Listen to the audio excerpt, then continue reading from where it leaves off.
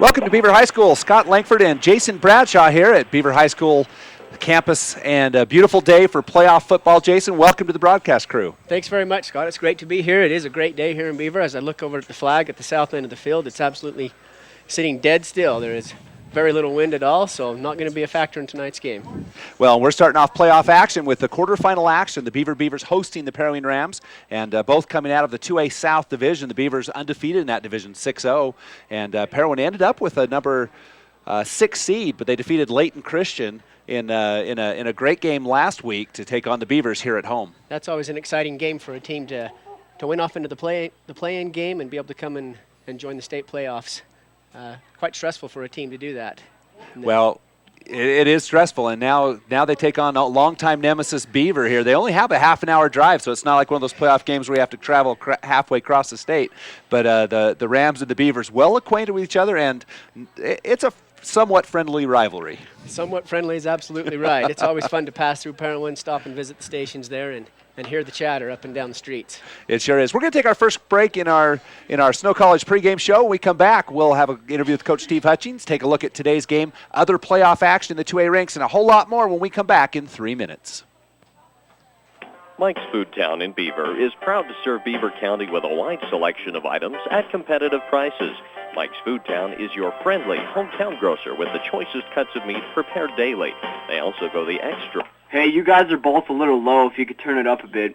Stop by Mike's Food Town we'll do. And you'll find out about the super savings in every department.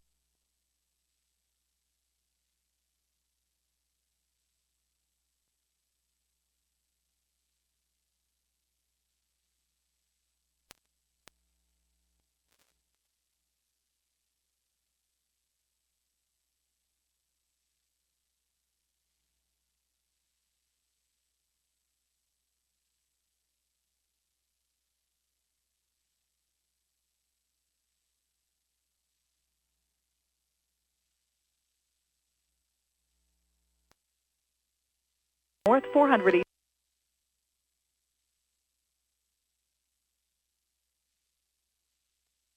It's auto, home, life, or health insurance. And you can count on your Beaver area Good Neighbor State Farm agent, Brent Stapley, to give you the best service possible. Whether you have a claim or just need information about insurance, your State Farm agent is there with the Good Neighbor service we're famous for. See State Farm agent Brent Stapley in Beaver for all your insurance needs. Like a good neighbor, State Farm is there. Call 438-5451, 438-5451. For gas, snacks, and dependable service on your car or truck, visit Eagles Landing Flying J and High Country Chevron in Beaver. Mark Yardley and the staff offer convenience items, groceries, fountain drinks, sandwiches, and other goodies. You'll also find a full line of gifts and souvenirs, as well as your favorite gas and oil products. Stop by both locations at the North I-15 interchange in Beaver, High Country Chevron, and Eagles Landing Flying J. Happy to support Beaver High School sports. The Beaver Medical Clinic has built a reputation of providing compassionate health care for residents of Beaver and Iron counties. You'll appreciate the professional services of Doctors Noel Robinson, Roger Smith, Wade Oakton, Lance Smith, physician's assistants Dave Menti, Travis Hicks, and Kenneth Hussey, and nurse practitioner Lindsay Cheney, Rebecca Rasmussen, and Wade Hollingshead. The Beaver Medical Clinic offers affordable health care and convenient payment options with offices in Beaver, Milford, and Parowan. Dairy Farmers of America is a proud supporter of Beaver High School. For the very best at cheese products direct from the factory, visit the chalet at DFA Cache Valley Cheese in Beaver. They carry a nice selection of cheese, including fresh curd, cheddar, Monterey Jack, Swiss, and Colby. Stop in and check out their wide variety of cheese gift boxes and crafts, too. And they offer shipping. Visit their website at dfamilk.com and click on DFA Mart and then on the picture of the Beaver store. That's DFA Cache Valley Cheese in Beaver. You're listening to live sports action on KMXD-FM Monroe, 100.5 on your FM dial. Welcome back to the KMXD pregame show. Scott Langford, I'm here with Coach Steve Hutchings of the Beavers. And Coach, playoff time for the Beavers. You're in a quarterfinal matchup with a foe you're very familiar with, the Parowan Rams. Yeah, we played them earlier in the year. We play them every year, and I think that they know what we're going to do, and hopefully we know what they're going to do. You know, the Beavers heavy favorites, but I don't think that really means a lot in playoff action. As you've mentioned before, towards the end of the season, the teams kind of get a lot closer in their abilities. Sure, the Rams have come a long way. I've seen them on a couple of game films on the last few games, and they're very good. They're a lot better team now than they were at the beginning of the year, and I think most teams should be. Now, taking a look at the Beavers this evening in their first playoff game of this season, what do you think the keys are going to be to this one for the Beavers to get a win? Well, just the same keys. We've got to play great defense, and we got to move the ball and score. And I think they have a very good pass offense, so I think our pass defense is important. Okay, now, as far as the health of your team, any injuries, nagging injuries or anything? No, we're healthy. Okay, so with the exception of your kicker, who's been out for a few games, and he'll be out for the rest of the season, I guess? Yeah, he broke his ankle a couple weeks ago in a JV game, and so we're going with somebody else. Matthew Roberts will do the kicking tonight. Okay, Coach, good luck in your playoff games, and we'll talk to you after the game. Okay, thank you. Okay, we'll send it back to the studio for these messages. For experienced help when buying or selling real estate, Coldwell Banker Advantage of Beaver is a wise choice. Local real estate broker Gary Brown can assist you in residential, commercial, or recreational properties. Call Coldwell Banker Advantage Realty in Beaver, 438-7777. Majestic Financial Services in Beaver is an accounting firm that offers payroll, income tax preparation, and bookkeeping services for individuals and businesses. For an accounting firm you can trust, call Majestic Financial Services in Beaver, 438-7777. Beaver Valley Chevron and Dairy Queen team up to keep you and your vehicle running smoothly. Beaver Valley Chevron is a 24-hour AAA towing service and repair facility with top-quality Chevron gas. You'll also appreciate their modern restrooms, Eager Beaver Touchless Car Wash that offers the newest in car wash technology, and now featuring Orange Julius and smoothies. And, of course, stop in Dairy Queen anytime for a variety of meal deals and irresistible ice cream treats. Visit Beaver Valley Chevron and Dairy Queen at the I-15 South exit in Beaver. When you're in the mood for mouth-watering dishes prepared by the finest chefs in Utah, visit Timberline Inn in Beaver. For a family dinner outing or for a night out with that special someone, experience fine dining for breakfast, lunch, or dinner at Timberline Inn. Timberline also offers catering services for both small groups or large gatherings, and you can't beat their popular lunch and dinner specials offered daily. Timberline Inn is open 6 a.m. to 10 p.m. and located on the South I-15 interchange in Beaver. Call for catering 438-2474. The results are in. Beaver Valley Hospital is ranked number 1 in support of Beaver High School athletics. They also rank number 1 in providing first-rate health care at a reasonable cost and offer a full range of services, including emergency and inpatient support, home health, and even hospice.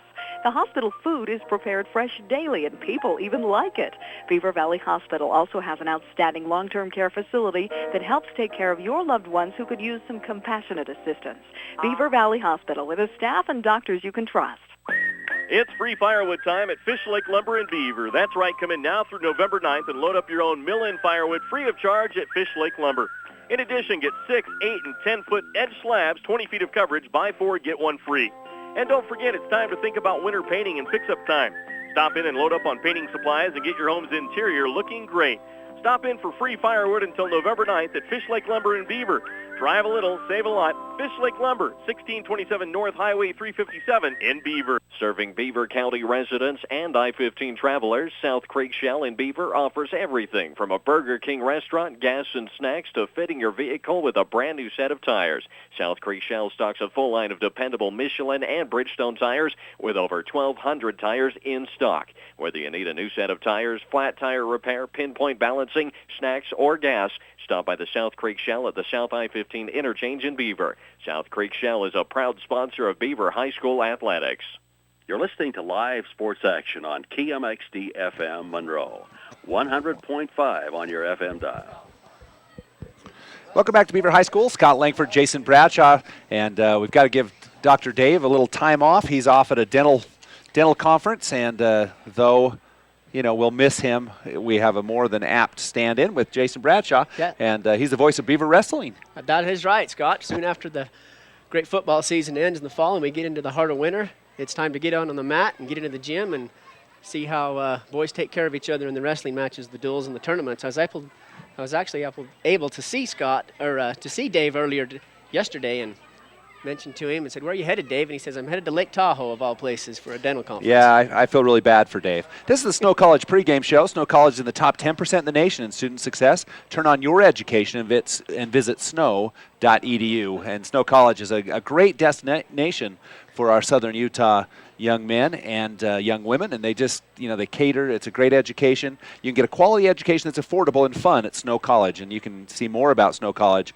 at snow.edu. So Snow College pregame show, and we'll have a whole lot more for you. Now, Jason, as we mentioned to start this one, the Beavers ranked second in the state behind the South Summit Wildcats, and today, one of the basically the repeats of prior state championship games, San Juan traveled up to South Summit, and they were drubbed 43-0. They were. San Juan took a beating, not only in the travel, but also in the play of the game. It had to be miserable for them up there in the top part of the state. That's a little different than what San Juan's used to. It certainly is. Now, this game, the quarterfinals in the 2A South with Beaver and hosting Parowan. And again, Parowan finished number 6 in the 2A South, Beaver number 1, undefeated. These two teams met earlier in the season, and the Beavers defeated the Rams 35-0 here at home. So this is just basically a repeat of that game. And in that game, it was 7 first quarter points, 21 in the second quarter, and it was pretty much all over after that as the Beavers took care of business against the Rams. That's probably something that Beaver's hoping to repeat this game with the same type of enthusiasm, and Parowan's definitely going to be looking to make some changes to stop that. Well, Parowan definitely a quality team. Now, after that loss with Beaver, they lost 2 more, but then they seemed to get the ship righted as they went 4 out of 5 to end the season with their lone loss to Grand, 43-14. But they're riding a 2-game win streak with a nice win against American Leadership Academy to play into the playoffs. Then they go all the way up to Layton and defeat Layton Christian 27-17, which was quite a game. And then that sets them up, of course, for today's matchup with the Beaver Beavers. And that's what we're having today, 12 minutes till tip-off. We'll take another break in our Snow College pregame show and be back with more and a closer look at these teams after this. We offer quick service on your loan request. We make our loan decisions right here at the bank. You don't have to wait for an answer from some out-of-town loan committee. It's one of the advantages of banking with hometown people. You're independent. So are we. Utah Independent Bank. Member FDIC. Hometown people. Hometown spirit. Hometown people. Hometown spirit. Hunters and fishing enthusiasts love to visit Ray's 66B store in Beaver because it makes every excursion a success. You'll find everything you need, including an excellent variety of grocery items and snacks, top-grade Trop Arctic motor oil to help your car's engine last longer, clean-running Phillips 66 gasoline, and even diesel fuel. That's why Ray's 66 has been the only stop for any road trip. Ray's 66B store is open from 5 a.m. until 10 p.m. 7 days a week at 290 South Main in Beaver. Happy to support Beaver High School. Mike's Food Town in Beaver is proud to serve Beaver County with a wide selection of items at competitive prices. Mike's Food Town is your friendly hometown grocer with the choicest cuts of meat prepared daily. They also go the extra mile to offer the freshest produce on a daily basis. Stop by Mike's Food Town and you'll find out about the super savings in every department. That's Mike's Food Town, located at 270 North Main in Beaver. Happy to support Beaver High School's athletic and academic programs. That's Mike's Food Town.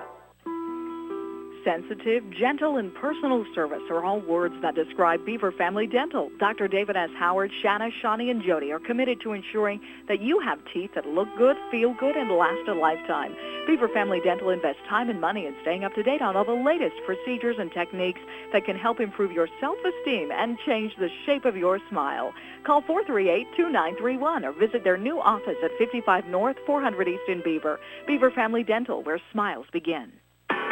Service is important on any insurance policy, whether it's auto, home, life, or health insurance. And you can count on your Beaver area Good Neighbor State Farm agent, Brent Stapley, to give you the best service possible. Whether you have a claim or just need information about insurance, your State Farm agent is there with the Good Neighbor service we're famous for. See State Farm agent Brent Stapley in Beaver for all your insurance needs. Like a good neighbor, State Farm is there. Call 438-5451, 438-5451. For gas, snacks, and dependable service on your car or truck, visit Eagles Landing Flying J and High Country Chevron in Beaver. Mark Yardley and the staff offer convenience items, groceries, fountain drinks, sandwiches, and other goodies. You'll also find a full line of gifts and souvenirs, as well as your favorite gas, and oil products.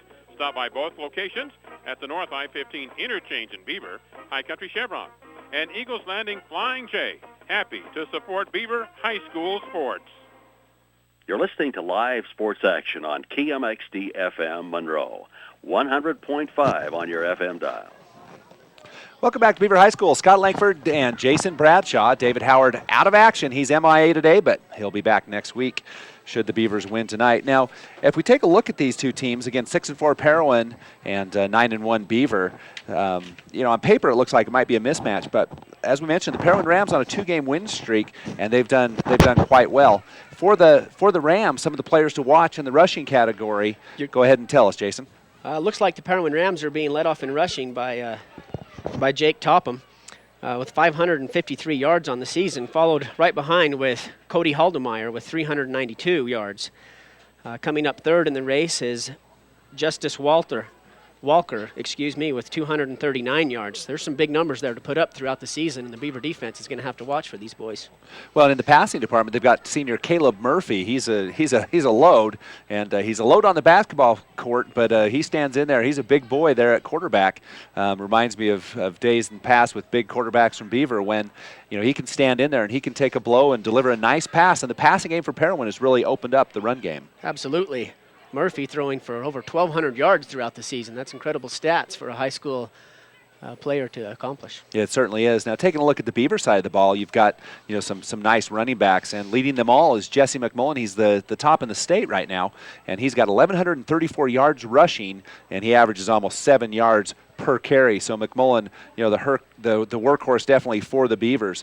Then you've got Kason Hutchings, the quarterback, running that triple option. And he has 405 yards, and he averages almost 6 yards a carry himself. Compliment him with little brother Brennan Hutchings, who has 161 yards on 39 rushes, and then Matthew Roberts, who has 90 yards on the same amount, 39 rushes. The Beaver rushing offense is an amazing task force there with Jesse. It's just fun to watch him run, how he gets behind his blockers, is a little patient, and then knows when to explode through the hole and follow his nose and follow the other player's head in front of him.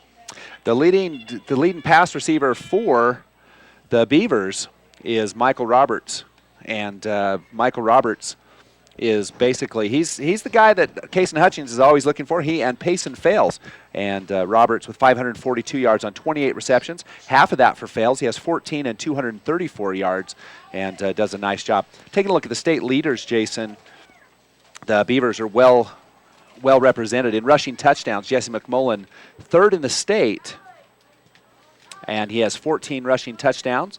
For the Parowan Rams, no one in that top group. Rushing yards, leading the 2A classifications, Jesse McMullen just barely ahead of Colby Averett from South Summit, who has 11:23. I mentioned McMullen with 11:34.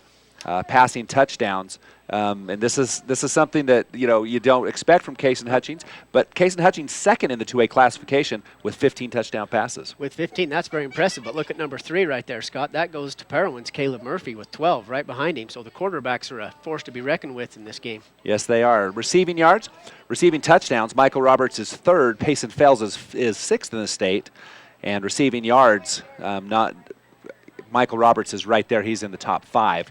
But the rest leading the state is Jacob Hatch from Gunnison with 1,234 yards, which is quite a number. Michael Roberts, as you mentioned, Scott, is a great receiver that Kason's always watching for. He's pretty tall. He's got great hands, got some speed to him, and knows how to adjust and account for where the ball is going to be to get around his defensive player.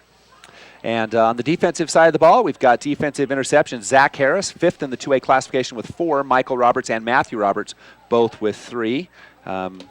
In the kicking department, let's move down to some defensive stats.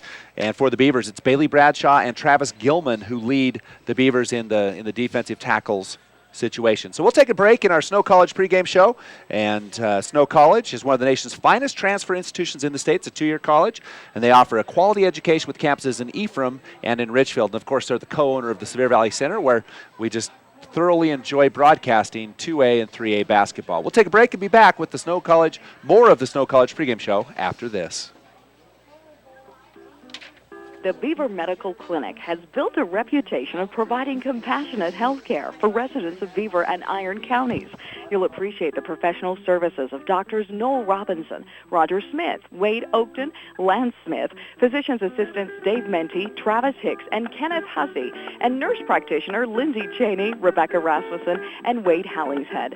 The Beaver Medical Clinic offers affordable health care and convenient payment options with offices in Beaver, Milford, and Parowan. Dairy Farmers of America is a proud supporter of Beaver High School. For the very best at cheese products direct from the factory, visit the Chalet at DFA Cache Valley Cheese in Beaver. They carry a nice selection of cheese, including fresh curd, cheddar, Monterey Jack, Swiss, and Colby. Stop in and check out their wide variety of cheese gift boxes and crafts, too. And they offer shipping. Visit their website at dfamilk.com and click on DFA Mart and then on the picture of the Beaver store. That's DFA Cache Valley Cheese in Beaver. For experienced help when buying or selling real estate, Coldwell Banker Advantage of Beaver is a wise choice. Local real estate broker Gary Brown can assist you in residential, commercial, or recreational properties. Call Coldwell Banker Advantage Realty in Beaver, 438-7777. Majestic Financial Services in Beaver is an accounting firm that offers payroll, income tax preparation, and bookkeeping services for individuals and businesses. For an accounting firm you can trust, call Majestic Financial Services in Beaver, 438-7777. Beaver Valley Chevron and Dairy Queen team up to keep you and your vehicle running smoothly. Beaver Valley Chevron is a 24-hour AAA towing service and repair facility with top-quality Chevron gas. You'll also appreciate their modern restrooms, Eager Beaver Touchless Car Wash that offers the newest in car wash technology, and now featuring Orange Julius and smoothies. And of course, stop in Dairy Queen anytime for a variety of meal deals and irresistible ice cream treats. Visit Beaver Valley Chevron and Dairy Queen at the I-15 South exit in Beaver. When you're in the mood for mouth-watering dishes prepared by the finest chefs in Utah, visit Timberline Inn in Beaver. For a family dinner outing or for a night out with that special someone, experience fine dining for breakfast, lunch, or dinner at Timberline Inn. Timberline also offers catering services for both small groups or large gatherings, and you can't beat their popular lunch and dinner specials offered daily. Timberline Inn is open 6 a.m. to 10 p.m. and located on the South I-15 interchange in Beaver. Call for catering 438-2474. The results are in. Beaver Valley Hospital is ranked number 1 in support of Beaver High School athletics. They also rank number 1 in providing first-rate health care at a reasonable cost and offer a full range of services, including emergency and inpatient support, home health, and even hospice. The hospital food is prepared fresh daily, and people even like it. Beaver Valley Hospital also has an outstanding long-term care facility that helps take care of your loved ones who could use some compassionate assistance. Beaver Valley Hospital, with a staff and doctors you can trust. You're listening to live sports action on KMXD FM Monroe, 100.5 on your FM dial. Welcome back to the Snow College pregame show. Scott Langford, Jason Bradshaw, and Snow has assembled some of the best quality, most affordable, and flexible offerings in the online education department. Visit Snow online at snow.edu. And we also welcome all of you watchers who are watching us on local10.tv/Beaver. You can also pick it up on Deseret News. We're streaming on the D News site as well. And appreciate our partners at Centricom for providing our broadcast, for allowing us to broadcast this game and stream it live over the internet. And of course, you can hear that on KMXD. There's lots of ways you can watch Beaver High School football, and you can watch it. You can listen to it live on midutahradio.com. Click on the KMXD website, and then you can also watch it on beaver.tv/Beaver. I'm sorry, local 10.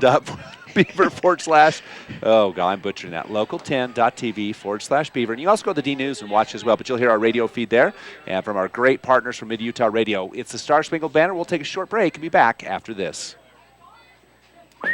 It's free firewood time at Fish Lake Lumber in Beaver. That's right, come in now through November 9th and load up your own mill-in firewood free of charge at Fish Lake Lumber. In addition, get 6, 8, and 10-foot edge slabs, 20 feet of coverage, buy 4, get 1 free. And don't forget, it's time to think about winter painting and fix-up time. Stop in and load up on painting supplies and get your home's interior looking great. Stop in for free firewood until November 9th at Fish Lake Lumber in Beaver. Drive a little, save a lot. Fish Lake Lumber, 1627 North Highway 357 in Beaver. Serving Beaver County residents and I-15 travelers, South Creek Shell in Beaver offers everything from a Burger King restaurant, gas and snacks, to fitting your vehicle with a brand new set of tires. South Creek Shell stocks a full line of dependable Michelin and Bridgestone tires with over 1,200 tires in stock. Whether you need a new set of tires, flat tire repair, pinpoint balancing, snacks, or gas, stop by the South Creek Shell at the South I-15 interchange in Beaver. South Creek Shell is a proud sponsor of Beaver High School athletics. If there's a community improvement project in the works, you will usually find many of our employees in the middle of it, doing what they can to help out. They're hometown people, just like you. They belong to service groups, church groups, and other community service organizations that work to make the hometowns we serve better places to live. Utah Independent Bank, member FDIC. Hometown people, hometown spirit. Hunters and fishing enthusiasts love to visit After Ray's this one. 66B store in Beaver because it makes every excursion a success. You'll find everything you need, including an excellent variety of grocery items and snacks, top-grade Trop Arctic motor oil to help your car's engine last longer, clean-running Phillips 66 gasoline, and even diesel fuel. That's why Ray's 66 has been the only stop for any road trip. Ray's 66B store is open from 5 a.m. until 10 p.m. 7 days a week at 290 South Main in Beaver. Happy to support Beaver High School. Mike's Food Town in Beaver is Bring proud it to back. serve Beaver County with a wide selection of items at I'll bring it after this one. Mike's Food Town is Thanks. your friendly hometown grocer with the choicest cuts of meat prepared daily. They also go the extra mile to offer the freshest produce on a daily basis. Stop by Mike's Food Town and you'll find out about the super savings in every department. That's Mike's Food Town, located at 270 North Main in Beaver. Happy to support Beaver High School's athletic and academic programs. That's Mike's Food Town. You're listening to live sports action on KMXD FM Monroe, 100.5 on your FM dial. And that'll conclude the Snow College pregame show. We do appreciate Snow College for sponsoring our pregame shows this season, and a great partner for 2A high school athletics. Now, right now it's kickoff time. If you're watching on the internet and listening to our live KMXD feed, you can see the captains meeting there at midfield. Now, for the Beavers, it's Bailey Bradshaw, Kaysen Hutchings, Paxton Edwards, and Jesse McMullen. And those are four just quality seniors, and nicely, they're also quality young men. Absolutely. The seniors are key to leading a football team well into the end of the season, and these four gentlemen have done just that for the Beavers. Yeah, all four of these are two-year starters, and they've had the opportunity to play in a lot of big games. Number 26, Jesse McMullen's played varsity since he was a freshman, and not a great big guy, but I'm not sure there's a bigger player on the field than Jesse McMullen, number 26. Oh, man, he has got some power behind him. He's got football in his mind. He's got football in his muscles, and he plays with all of his heart every time he goes out to the field, and the play is to him or not to him. He's going to be involved. All right, looks like Parowan has won the toss. We'll see what they elect to do. No wind on the field. There's a little bit of a shadow coming on, and we'll see what happens. So here we go as we get ready for the kickoff of tonight's game. Again, if you're joining us late, San Juan pummeled by South Summit 43-0. And Parowan won the toss, deferred to the second kick. Kick will kick off and deferred to the second half. And Parowan will kick off. The Beavers will receive, and they'll have the ball to start this contest. These two teams very familiar with each other. The Beavers took a 35-0 defeat. If we take a look at the last 5 games among these teams, Jason, it's a 4-1 record with the Beavers, riding a 3-game streak in which they have not allowed a point to the Parowan Rams. And prior to that, the Beavers were defeated by the Rams 21-18 in Parowan. We brought you that game, Dave and I did, and that was a wild one. But the Beavers right now haven't allowed a single point in the last 3 contests against the Parowan Rams. That's a great compliment to the Beaver defense and understanding where they're at on the field and where the plays are going to go and executing their position and defending their space at all times on the field. So we're going to miss Statman Dave tonight. I'm going to try to help you with some stats. I will promise absolutely nothing on the validity of these stats, but we're going to do what we can as we bring you Beaver High School sports on Mid-Utah Radio and also online. Again, 3 ways you can watch this game. You can watch it live on the internet, go to the Deseret News site, or you can go to local10.tv/Beaver. You can you can click on midutahradio.com and you can listen to this feed live, and of course you can hear it traditionally on the airwaves every day in Beaver on KMXD. So we do appreciate our sponsorship and all of our stations who bring you Beaver High School. 2 players of the game tonight. Mike's Foodtown sponsors 1 player of the game. The winner will receive a DiGiorno pizza of their choice.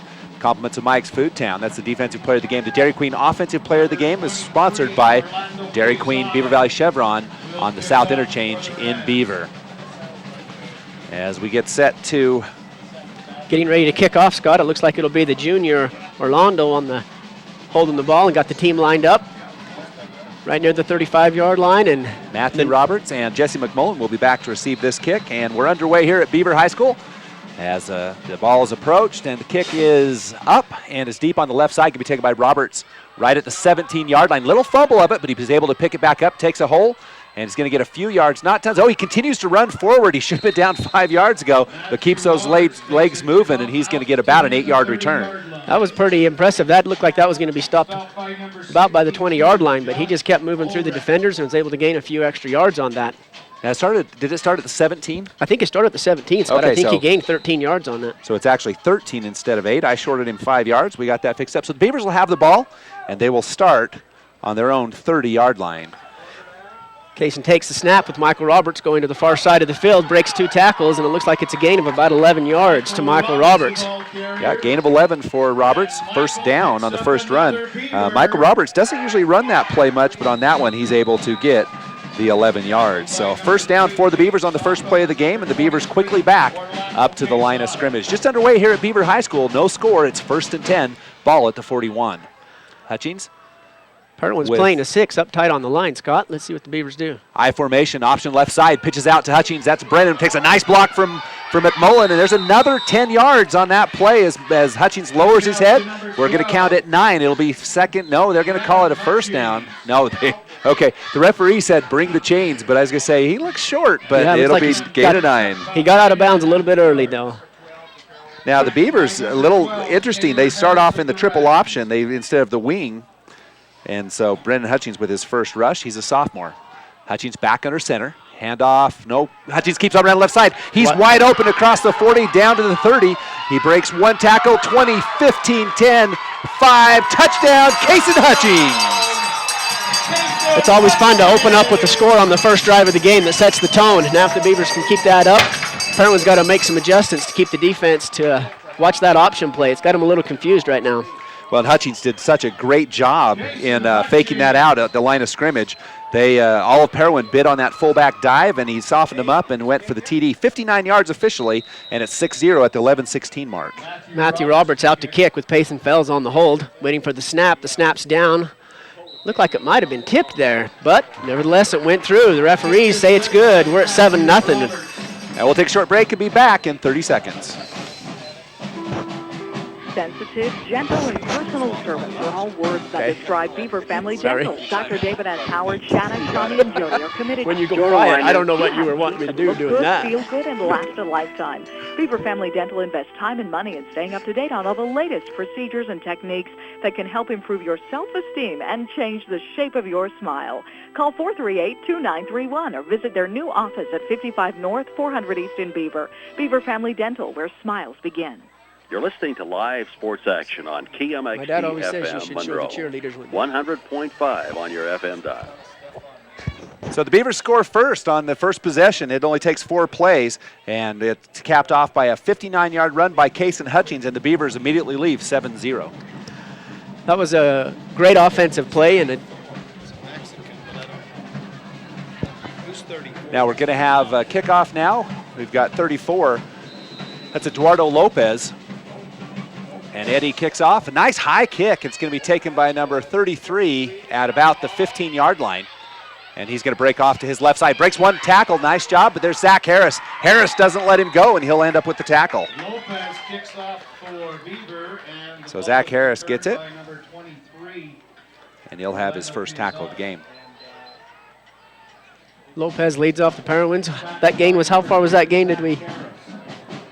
He was at about the 12-yard line, so up to the 30, so gain of 12. Gain of 18? Yep, you're right, 18-yard line. So they start at 30. Exact same field position that Beaver started off with in the first quarter. Parowan's Caleb Murphy will be in the backfield. And in motion is Harrison, and it's a pitch out to the right side. That's Topham. Topham around the right side. It's a student body right. Gain of about 4 yards. And there's Bailey Bradshaw and Zach Harris and Matthew Roberts on the tackle. Tackled by Zach Harris. So the Beavers allow about 4 yards on the rush, and it'll be 2nd down and 6 yards to go. So it'll be Zach Harris with the tackle and assist to Bailey Bradshaw and Matthew Harris. Excuse me, Matthew Harris. Roberts. Matthew Roberts. Caleb Murphy stays in the shotgun. In motion's Harrison, and it's a little screen pass out the right side. Good yardage for the Rams. That's complete out to Kirk Harrison, number 2 for the Rams. And the tackle out there by Zach Harris, another one for Zach. Looks like he gained a first down on that, Scott. He did get a first down, so one first down for the Rams. And they'll have the ball right at the 45-yard line. 10:15 to go. The Beavers 7-0. They score on their first possession. And they've got one first down already. Murphy now under center. Pitches over to Topham. Topham on the right side. Ooh, he's not going to get much, and he is punished out of bounds. Try to get that player number. That's number 71, Bailey Bradshaw, with a big hit on the sideline. Bailey Bradshaw with the tackle. Second tackle already for Bradshaw. And Topham gains, that was a tough gain of 1. Second down and a long 8. And 9:33, the ball on the Parowan 46-yard line. Parowan facing a second down and 8. Murphy in the shotgun, pitches out on the right side to number 33, and it's Walker. Walker hit the backfield. He can't get loose, though. He's going to get back to the original line of scrimmage, and he is tackled by Jesse McMullen and Michael Roberts. Justice Walker, the ball carrier. Second run for Walker at that time. Gaining nothing. He was lucky to get back to the line of scrimmage. He was hit in the backfield twice, but still able to get back to the original line of scrimmage. Yeah, he was very fortunate because he could have been tackled about 3 yards deep. So Parowan facing now a 3rd down and 8. Big down for the Rams and a big down for the Beavers as well. And Murphy in that shotgun. Murphy stands about 6'5", and he's the biggest kid on the field for the Parowan Rams. He's the biggest kid on the field out there. He can see over both lines and clear down the end zone. Murphy looking to his right, passes away. It's complete, and it's going to be good enough for a first down. Colby Lim takes him down, but not until number 2. That is Harrison as he gets down inside Beaver territory. Number 85, looks like he gained for about 12, 13 yards on that, Scott. Yep, he went from 13 yards on the carry with the first down. So a really nice play, and Colby Lim, the linebacker, trying to maintain coverage. Harrison did a nice job of sneaking out on that side, and so it is a first down for the Rams. They're back in business. They're at the Beaver 39-yard line. 8:17 left in the first quarter. Beavers lead 7-0. Murphy hands off up the middle. This one's to Walker. Walker around the left side, and Jesse McMullen there, and he's going to have the tackle, and he'll be assisted by Devin Harris. Jesse McMullen, one of the big tacklers for the Beaver, plays great position. And it was actually 55 who helped with that tackle. Paxton Edwards. Edwards a senior. And so Murphy will bring the Rams up to the field.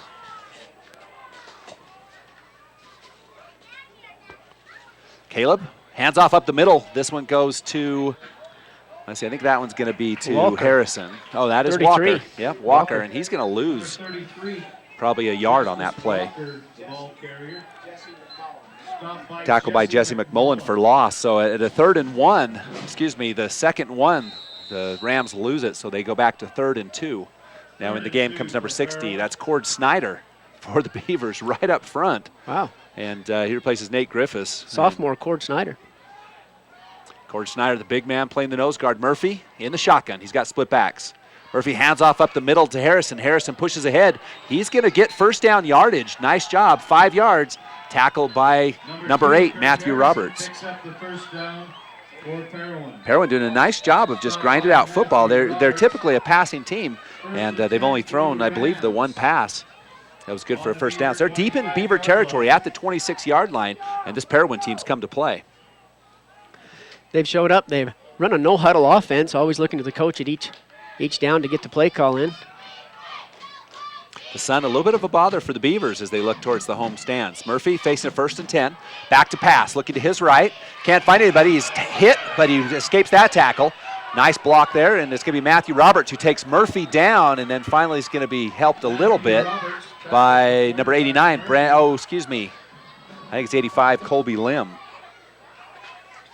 And he's going to get no gain. He ran about 40 yards, no gain, Jason. He was all over that field, but he was strong enough and tall enough to break, I believe, 2 tackles and almost 3 before he got back to the line of scrimmage. Again, it could have been a big loss for the Parowan Rams.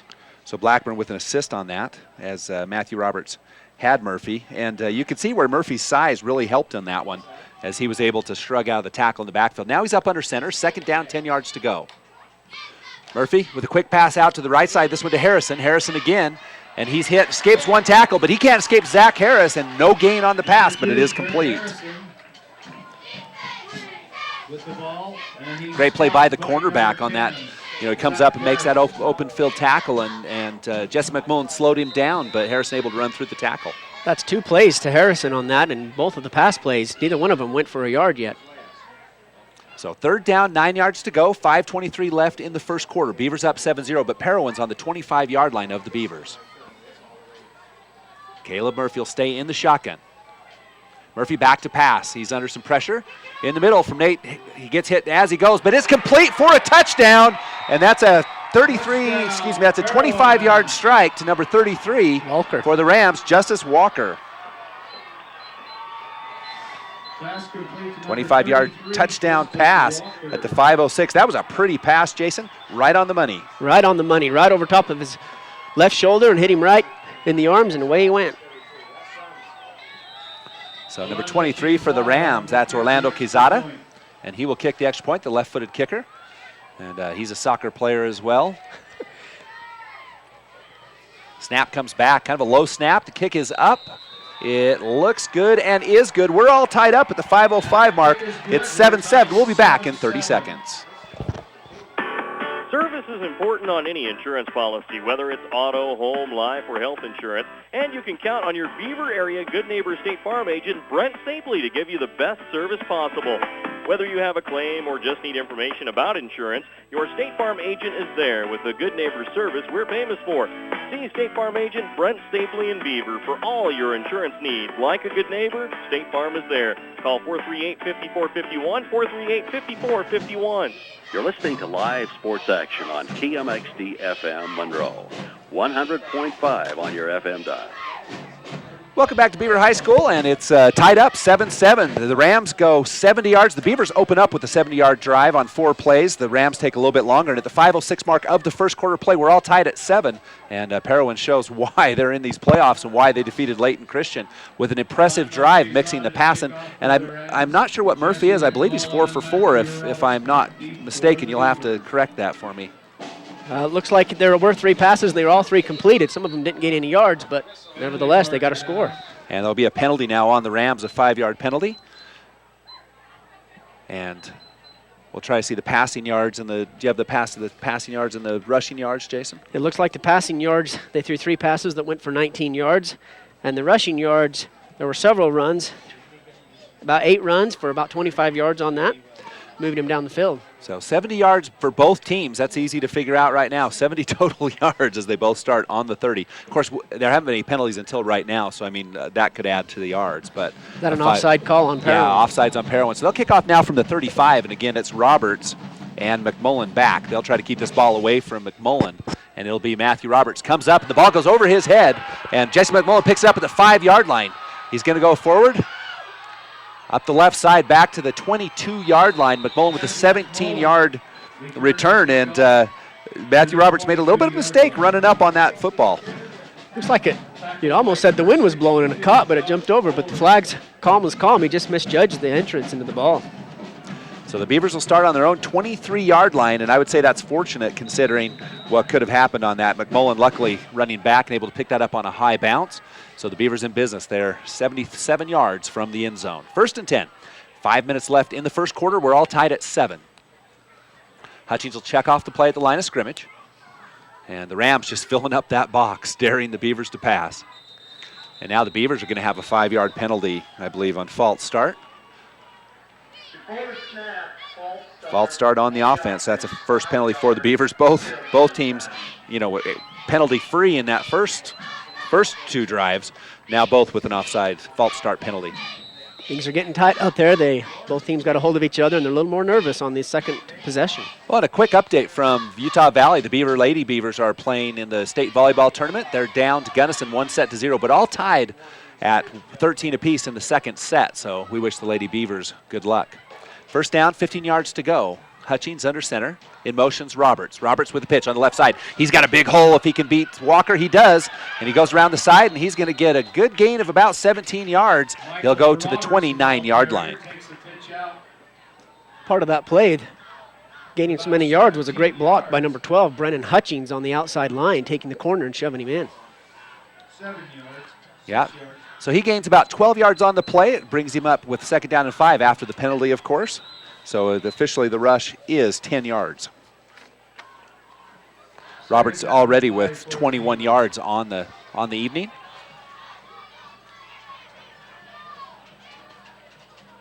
Hutchings, flag on the play, and we'll see. It's false start against the Beavers as well, so second penalty of this first quarter. It's kind of costly, as now it'll be, 2nd down and 10, where they've, essentially had a 1st down and 20 with the 2 penalties.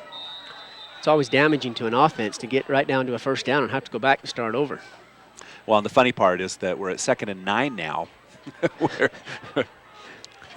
where it's always interesting how that changes just a little bit. Yep. So 2nd down, 9 yards to go. 4:33 left in the first, 7-7.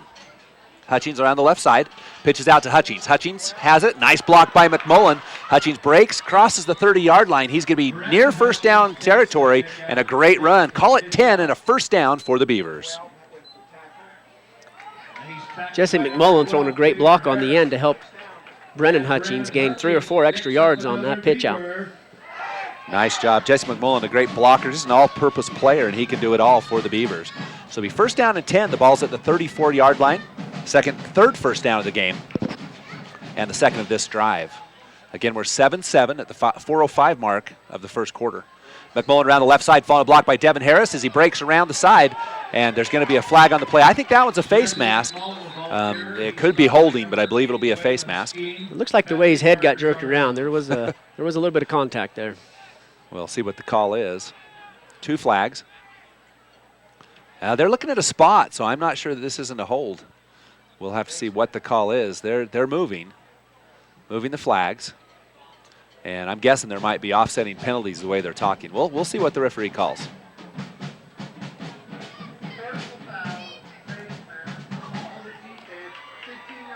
So it is a personal foul face mask, and so that'll be another 1st down for the Beavers. And that'll be the 4th, and that'll move it 15 more yards. And so McMullen's going to gain 5 yards on the rush. Penalties can work for you, and they can work against you. Yes, they can. So McMullen now with 15 yards in the game.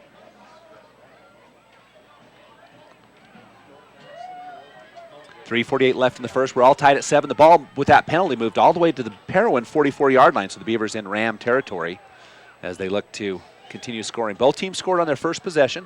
Both went 70 yards. This drive started on the 23-yard line. And in the backfield, Roberts, McMullen, and Hutchings, with Kason Hutchings, the senior quarterback. Clock takes a run. In motion is Roberts. Roberts on the right side. He's following a block. Is able to beat one tackle. Not able to beat the tackle. Nice open field tackle by Jake Topham. Gain of, about no gain. Loss of 2 on the play. Mm-hmm. Nice play by Topham. Roberts almost able to keep his feet, but was unable to do so. The Beavers already with 112 yards rushing in the game. No pass attempts yet. It looks like Parowan's made an adjustment to their defense. They used to stack 7 or 8 in the box, and that time they spread them out a little wider. Yeah, definitely. Now they're back up. Back up in the middle. 2nd down, 12 yards to go. 3 minutes left in the first, 7-7. Hutchings with Roberts in motion. Hutchings fakes a handoff, pitches out to Michael Roberts. Roberts has a big lane on the side. He's going to duck his shoulder, and they're going to say he stepped out of bounds short of the 1st down. He steps out about the 38-yard line. 8 yards on the carry. So bring up a 3rd down and about 4 yards to go.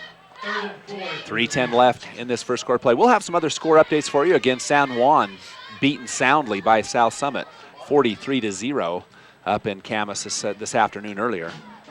Making their presence known in the 2A playoffs in the northern part of the state. Yeah, the Beavers will if the Beavers win, they will face South Summit next weekend. It's on the campus of Southern Utah University. 3rd down, 4 yards to go. Hand off to McMullen. McMullen around the right side, runs into a tackler. He's not going to get much room, but he's going to gain only about 1. He's lucky he didn't lose 2 on that. Good penetration by the Rams. It is. It was a quick snap count, Scott, and the line didn't quite get off as strong as they could, and Devin ran into some traffic in his own backfield. Yep, Jesse definitely ran into one of his linemen. Now it's 4th down, 2 yards to go, and I'm guessing the Beavers will go for it. They're at the 36-yard line. I would predict, no punt team. And Hutchings does go under center. So a big 4th down and 3 yards to go for the Beavers. Hutchings stays under center, checks off the play at the line of scrimmage. Has Roberts in motion. Hands off up the middle of McMullen. McMullen blasts through, and he's going to have enough for a 1st down. Wise call by Kaysen on that time. Use the #1 rusher in the state and let him get 2 yards on a power play. So gain of 6 on the play. And that is a 1st down. So McMullen now with 22 yards in the game. And Zach Harris will bring in the play in for the Beavers. Just a reminder, we'll have players of the game at the end of this one and a coach and an interview with Coach Steve Hutchings of the Beaver Beavers. We do appreciate Walt Kirksick on the camera today on the Beaver Sports Network. If you're watching, and appreciate all of our listeners in both the Parowan and Beaver areas. Hutchings with the 1st and 10 at the 32-yard line. Flag is and there's going to be a defensive offsides on this one.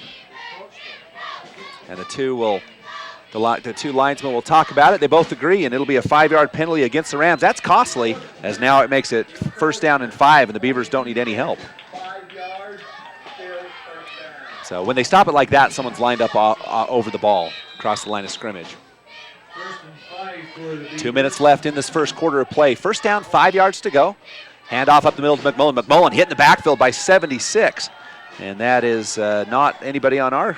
Oh, there it is. Cannon Brunswick. Cannon Brunswick. So Brunswick stops McMullen for a 1-yard loss. Brunswick, a pretty big kid. He's a senior playing on that defensive line. And he's actually as big as the quarterback. 2nd down, 6 yards to go. Roberts in motion. Pitch to him on the left side. He's got a nice lane, a block out front. Roberts hitting the sideline. He's going to go across the 20-yard line. Yep, right at the 20. So a gain of 8 on the play and another Beaver 1st down. Beavers choosing to go to the wide side of the field that time with the speed of Michael Roberts, and it paid off for him. When you can see the Beavers are looking for that wide side, and anytime that the Parowan Rams, push up on those, he's there. They were playing tied up in the box again, and good play calling there. So it'll be 1st down and 10. The ball's at the 20, so the Beavers in the red zone for the 2nd time in as many possessions. It's 7-7 at the 1:16 mark. Hutchings hands off up the middle. McMullen hit, but not until he gains a couple yards on the play. I think he's going to get about 3, and it'll be 2nd down. We'll see where the official spot is. It is a gain of 3. So under a minute to play in this first quarter play. We're all tied at 7. Just a reminder, at the end of this game, at halftime, we'll have the Southern Utah University halftime show, and our score check is brought to you this time by Southern Utah University. It's 7-7, and the clock's ticking at 45 and counting. And welcome all of our listeners. Hutchings with the split backfield. And fakes to the right, has a pass. Going to make a pass, can't find anybody. Now has a pass in the end zone. It's going to be intended for number 7, but it was number 2 there, and that's Kirk Harrison to knock it down. Kirk Harrison playing perfect defense on that, getting right up underneath Michael Roberts to deflect that pass. Yeah, not a lot of chances, and looking down there, no one really open. I mean, there was a lot of Parowan Rams, and I'm not sure that there wasn't a blown pass route on that one, as 3 receivers in exactly the same little bunch, yes, which is always trouble. That's an uncommon occurrence there. Uncommon and unwanted. Absolutely. I'm sure the receivers coach will say, hey, wait a minute. We don't want 3 in a bunch. 3 in a bunch, 3 within about 10 yards of each other with 5 defenders. It was crowded. Clock stopped at 32 seconds. 3rd down and 7. The ball's at the 17-yard line. Not in field goal range, definitely 4-down territory for the Beavers. Michael Roberts in motion. And there's going to be a flag on the play. Comes from the back judge, so I'm guessing it might be delay of game. No, false start on the Beavers. Big mistake by the Beavers as they have their 4th false start penalty of this game. Already 20 yards in this first quarter, so what was a 3rd and 7 now has turned into a 3rd and 12. So Coach Hutchings will send Payson Fells back in the game with a play call. 31.2 seconds left. We're all tied at 7. 3rd and 12. Fells will split right. McMullen in the backfield. Hutchings fakes the hands off, gets the pressure from the backside, passes up, intended for Fales. Fales goes up and he gets knocked down. That'll be a pass interference call against the Rams. It is intercepted, but I think that one is going to come back. As Fales hit before he had a chance at that ball. And it's unfortunate for the Rams as the defensive back made a fairly good play, but unable to miss the contact with the receiver. Fales was under double coverage at that time, too. So nice pass by Hutchings. It'll be a 1st down if it is a penalty on the defense. We're assuming it is.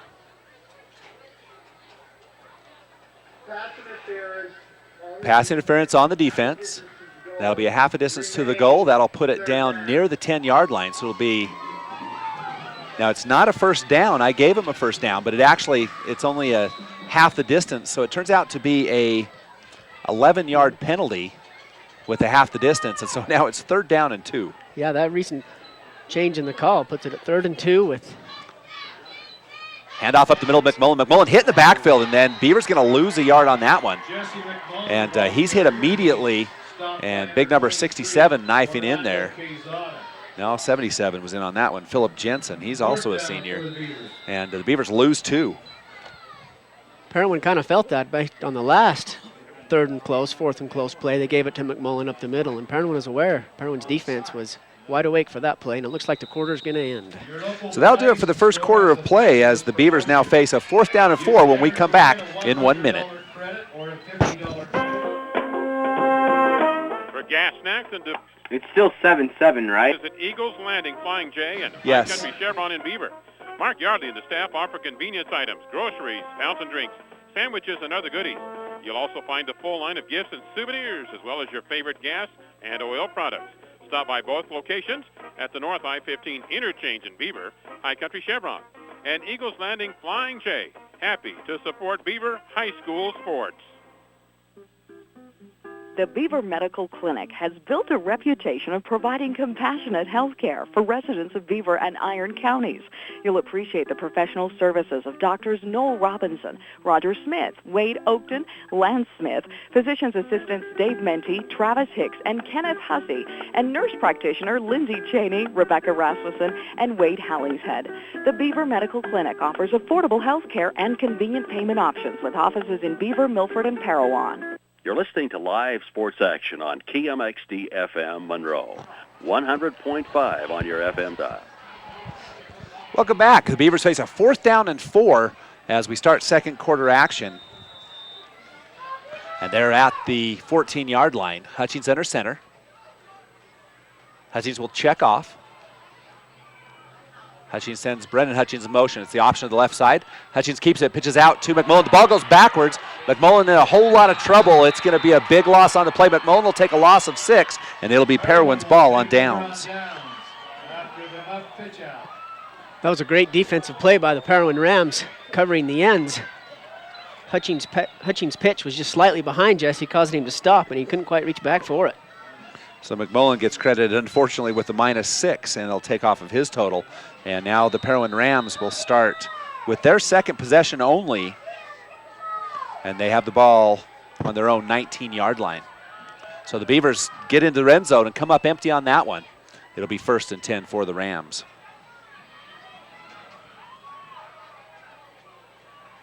Parowan a little confused by their own call at this point.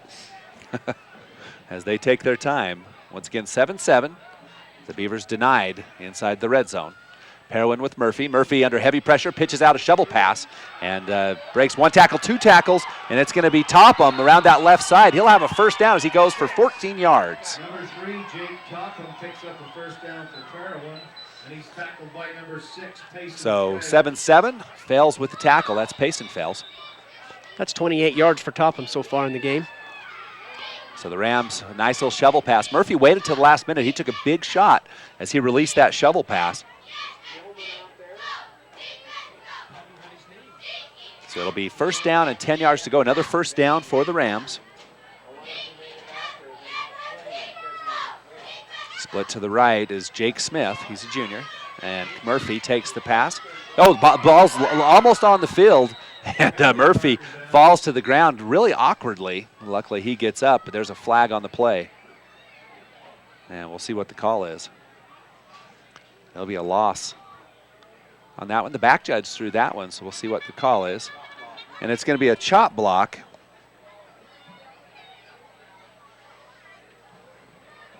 We'll try to sort this out. Hold on a minute. So at the 11:13 mark, it's 7-7. And I think they're going to call an illegal block. And we'll see if they decide to accept a penalty or go with the result of the play. Looks like they will accept a penalty, will the Beavers? Personal foul with a chop block, and it'll be a 15-yard penalty. So, I mean, that's a big one for the Rams as they go back, a long ways. And the chop block is one of those calls they've really tried to focus on, is it's 2 players engaged with the same player, 1 high, 1 low. And when that happens, they just absolutely do not like that play call at all. That has potential to hurt a defensive player. That's 50 penalty yards for Parowan so far. So it'll be first down and 10 yards to go. First down, 25, that is. Ball's on the 18. Murphy in the shotgun. Murphy on the right side will rush it himself. Nate Griffiths there, grabs hold of a leg, and he'll get a tackle. And he'll combine there with Devin Harris, number 52, who's played solid all season long. That looked like a broken play by the Parowan Rams. Murphy intended to do an option play, but the snap was a little off, and he had to run up the center. Well, definitely Nathan Griffiths right there doing a good job getting a hold of that Murphy. So no gain on the play, exactly 0. And it'll be 2nd and 25. 10:20 left in the first half with a 7-7 score. Murphy, the hands off up the middle, and hit immediately, and maybe back to the line of scrimmage. That's number 3, Jake Topham. So McMullen with the tackle. And it looks like no gain on the play, so another no gain. So it's 3rd down and 25. They've got to get all the way to the 48-yard line, and the ball's on the 19. Excuse me, the 44-yard line, so 25 yards to go. Passing situation, so Jake Smith switches right, and Zach Harris will be on him. Michael Roberts on the opposite side of the field. Murphy back to pass, has that screen pass again. This time the ball's dropped on the ground, but they'll call that incomplete, so bring up 4th down and 25, punting time for the Rams. Pass was intended for Justice Walker on the fly out. Pass was intended for number 33, Justice Walker. So it'll be Payson Fells and Michael Roberts who will go back for the Beavers to receive the punt. And I wouldn't guess this is a situation where the Parowan Rams want to try anything tricky. So punting for the Rams is number 76. That's Cannon Brunswick. Brunswick with a good snap. The kick is up, and it's away. A nice high kick is going to be dropped out of bounds. Call it about the 47-yard line. So from the 19, that's 31 and another 3. A 34-yard punt. Beaver will start with good field position at the 9:19 mark of the 2nd quarter of play. So now the Beavers will look to reestablish the momentum that they had to start the game. Both teams come up empty. The penalty was a big killer for the Parowan Rams on that drive. So 9:19 left in the 2nd quarter. And the ball will be at the 48. We're going to take a 30-second break and come back. Dairy Farmers of America is a proud bring it supporter back. of Beaver We High just weren't School. sure we were For on. the We had a very big best echo. cheese products direct from the factory. Visit Okay. DFA Cache Valley Cheese in Beaver. They carry a nice selection of cheese, including fresh curd, cheddar, Monterey Jack, Swiss, and Colby. Stop in and check out their wide variety of cheese gift boxes and crafts too. And they offer shipping. Visit their website at dfamilk.com and click on DFA Mart and then on the picture of the Beaver store. That's DFA Cache Valley Cheese in Beaver. Sorry about that. A little technical timeout as we checked our volume. We were getting an echo. And now it was a loss of 8 on the play for Michael Roberts. And so the Parowan defense is doing a great job on the Beaver rushing attack. They're kind of daring the Beavers to pass as they're loading it up on the box. Hutchings with the pass up the middle to Zach Harris, complete. And the ball's loose on the ground. It's going to be picked up by the Rams, so a fumble. It was a gain of 8 on the play with a fumble, and it's Parowan football. Just past midfield. The pass came in, and that's exactly what Parowan was hoping for. So Harris will get credit for the reception for 8 yards. And then the fumble, and it was a big hit. It wasn't just one of those careless fumbles. It was actually a nice hit by Parowan that dislodged that ball. So Parowan right now with all of the momentum. First turnover of the game.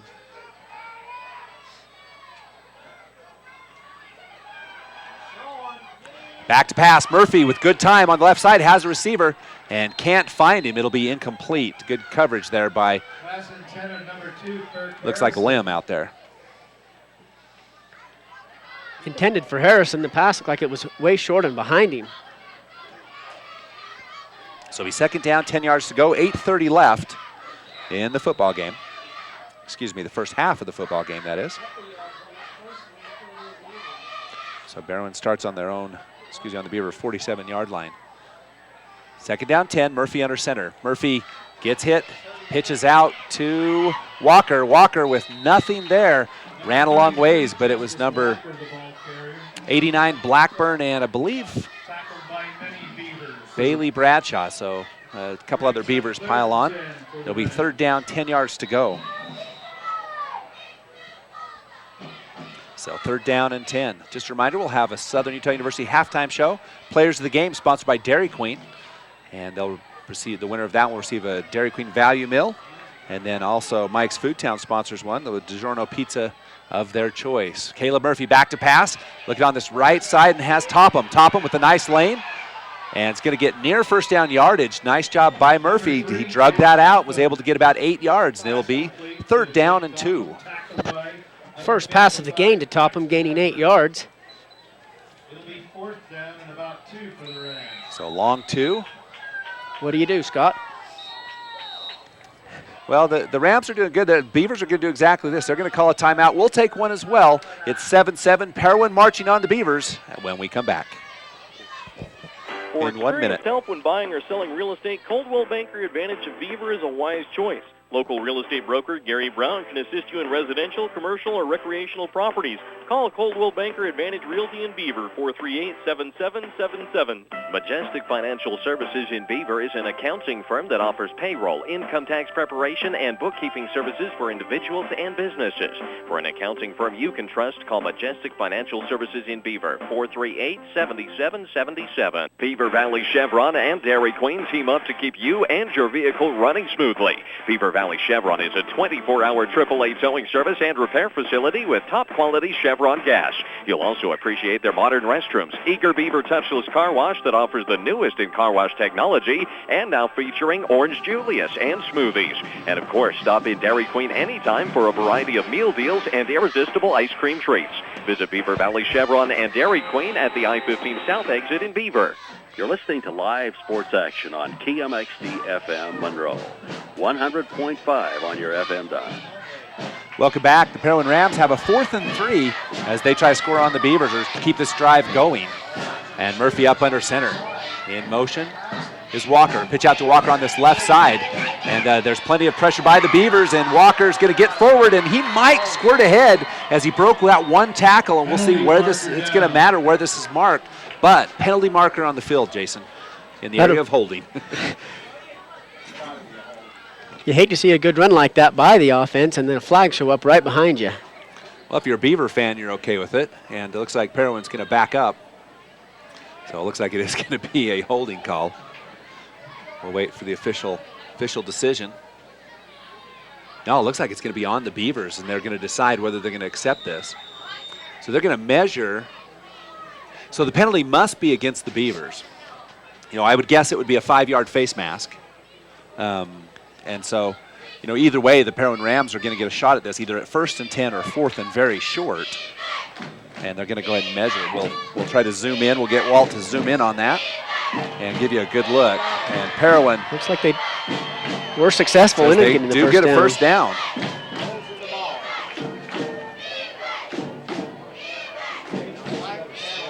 So we'll wait and see the official call.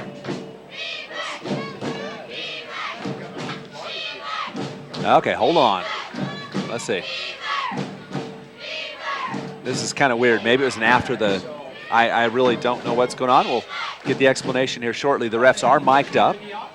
So at halftime, we'll have the Southern Utah University halftime show, and we'll be able to tell you the stats of the first half. Holding on the offense. 10 yards from foul, replay, fourth down. So what happened is it was on the Rams, and the Beavers wanted to know if they got it because being fourth down, if they don't get it, the Beavers decline the penalty, take over on downs. Instead, now the Rams face that 4th down and 13 yards. Provides great clarity for us up here into the booth to see what was happening. Yeah, well, sometimes you think you know what's going on, and then when it's all said and done, you just have no clue. So that is no first down for the Parowan Rams. And that was Jason Bradshaw who mentioned all of that it must be on Beaver. So punt formation for the Rams. And the kick is up. Nice high kick taken by Payson Fales at the 15-yard line. Fales is going to get not too far on this one. And it'll be a first down for the Beavers. And we'll try to get a markage. It's going to be right on about the 25-yard line, dead on.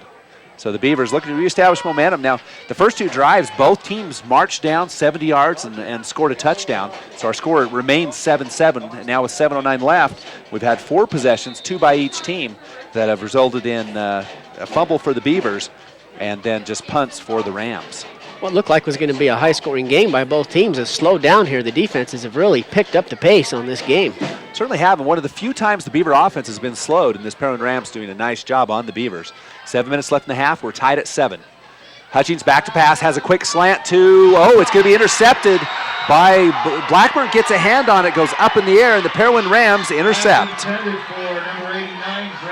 So the mistakes continue for the Beavers. And number 12 gets it for the Rams. That's Taylor Harris. The pass just a little high, and Branson just put that tip up, which always makes it dangerous for an offense. And the defense capitalized. It looks like, Scott, we're right back where we were 2 plays ago. Yeah, the ball's on the 40-yard line. And they start in Beaver territory. And so the Rams, the Beavers really making a lot of mistakes in their last 3 possessions. They've turned it over on downs inside the red zone. They've had a fumble and now an interception. And the Rams back in business. Caleb Murphy stays in the shotgun. Back to pass. Looking to his right. Has a lot of time. And it's going to be no good intended for Walker. And it'll be incomplete. 2nd down and 10. Jesse McMullen there defensively for Beaver. Jesse McMullen with the... Now, McMullen could have lit up the receiver and, at the last minute pulled up. That's one of those that you dream about as a linebacker, but McMullen, not one to make many mistakes, wisely pulled up. That's correct. He must have could see the play where it was going in the pass, but... We'll try to get a volleyball score for you here shortly. The eye in the sky, Scott McDonald up at State Volleyball, watching his daughter Kelly at the nets. 2nd down and 10, 7 minutes left in the second. Parowan on the Beaver 40-yard line. Walker in motion. Caleb Murphy pitches out to Walker. Walker goes on the left side. He's tackled. Just keeps scooting forward. Poor tackling by the Beavers on that one. He's gaining 4, and he should have lost 1. Tackled by number 55, Paxton Edwards. So nice job by Walker. He's pretty elusive and keeps his feet very well. Absolutely. When you can go into a play and it looks like you're going to lose yards and end up gaining 4, improving the chances of your team getting a first down, now 3rd and 6. So the 6:28 and counting. Murphy will stay in the shotgun. Murphy back to pass, looking to his left. He's under pressure on the backside. And it's going to be a low, incomplete pass. And he's hit by McMullen as he releases that. And McMullen helps up Murphy. And it looks like Parowan's going to bring the punt team in. And I'm not sure I would do that. The ball's at the 36. I know it's 4th and 6, but it would, I don't know, it'd be kind of interesting to see the. Parowan had great momentum before this drive. They're 3 and out right now, and it's made the coach a little nervous, and he sent the punting team in. So 6:15, and the Parowan Rams will punt. The punt is up, and it's short. And the ball takes a nice Parowan bounce, and the ball's going to be downed inside the 10-yard line, where Beavers will have it 1st and 10 at the 6:05 mark of this first half of play. So the Beavers got to establish momentum. They have 6 minutes to do it and a long field. 64 yards as they'll start, 89 yards as they'll start at the 11. Worst field position of the game. This is where the Beaver offense has got to improve their enthusiasm and their execution of their plays. They can't afford any more penalties or turnovers this far down on their side of the field. 6:05 left. Hutchings with 2 receivers left, 2 right, and McMullen in the backfield.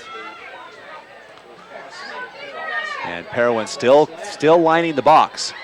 Takes a handoff. Hutchings keeps it up the middle. He breaks a tackle, goes into the secondary, picks up a block, and needed one more block. If he would have just had that one block, he would have gone further. But as it is, it's going to be about an 8-yard gain.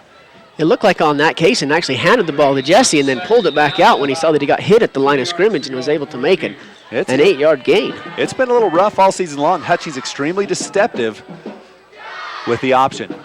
Hutchings hands off McMullen up the middle. McMullen doesn't get much at all. He may gain a yard on the play, but Parowan continues to own that middle of the line of scrimmage. Absolutely, the big senior. Gain of 1. 76, Cannon Brunswick in on that play. So the Beavers are facing a 3rd and 1. Right now, only 17 yards in the first half so far for McMullen, far below his average. Handoff up the middle again. McMullen breaks into the secondary, tackled, but not until he gains 4 yards and a first down. McMullen, the ball carrier, he's tackled by Orlando Quezada. And Jesse picks up another Beaver. McMullen goes 4 yards on that one for the first down. Now 5 minutes left. The Beavers continue with their huddle. McMullen on the right side is Hutchings. Hutchings wide open, makes one move, and he's able to make another person miss, and he's going to gain 11 yards and another first down. Hutchings doing a great job so far in this one. Hutchings and McMullen have a great relationship on that dive option play where they can just fill each other if Hutchings is going to leave the ball with Jesse or pull it out and keep going. So the ball's all the way up to the 30-yard line. Second first down of this possession, 9 in the game, and Hutchings under center. Hutchings goes with the quarterback sneak. He's going to get 4 yards or so as here's a volleyball update for the Lady Beavers. Beaver defeated Gunnison in 4 games. And the Beavers defeat Gunnison, so they lost their first set to the Lady Bulldogs, came back and sweep the next 3, and they're able to move on. They'll play at 8 o'clock, and we'll try to get you a score of that game. You can watch that one live after the football game on the Deseret News website as well, broadcast by our partner, Centricom. Hutchings fakes a handoff, keeps it. Option on the right side, he keeps it. He's going to get about 4 yards on the play. Nice gain on second down. Will bring up 3rd and short. Scott, if you notice Beaver's offense right now, we've got split receivers both to the right and to the left side with a single back. Jesse McMullen in the back. Well, and what they're doing is they're leaving, they're still leaving people in the box, and at one point you're going to see Hutchings with a quick slant. 3rd and 3, handoff.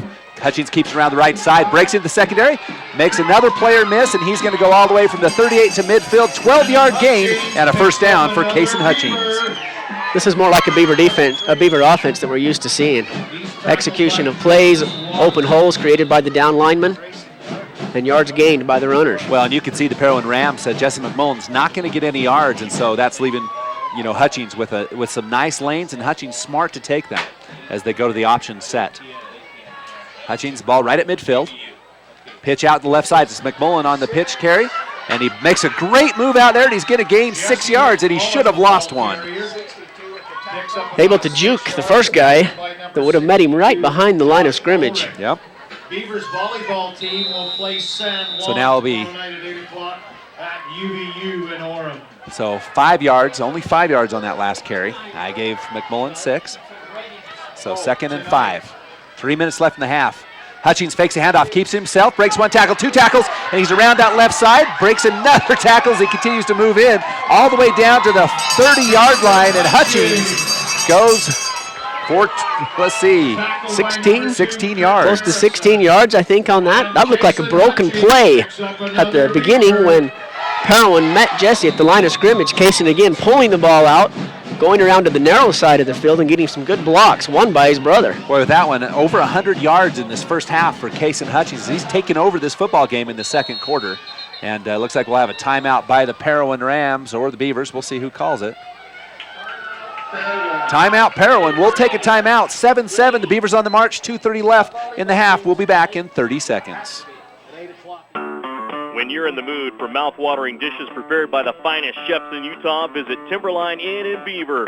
For a family dinner outing or for a night out with that special someone, experience fine dining for breakfast, lunch, or dinner at Timberline Inn. Timberline also offers catering services for both small groups or large gatherings, and you can't beat their popular lunch and dinner specials offered daily.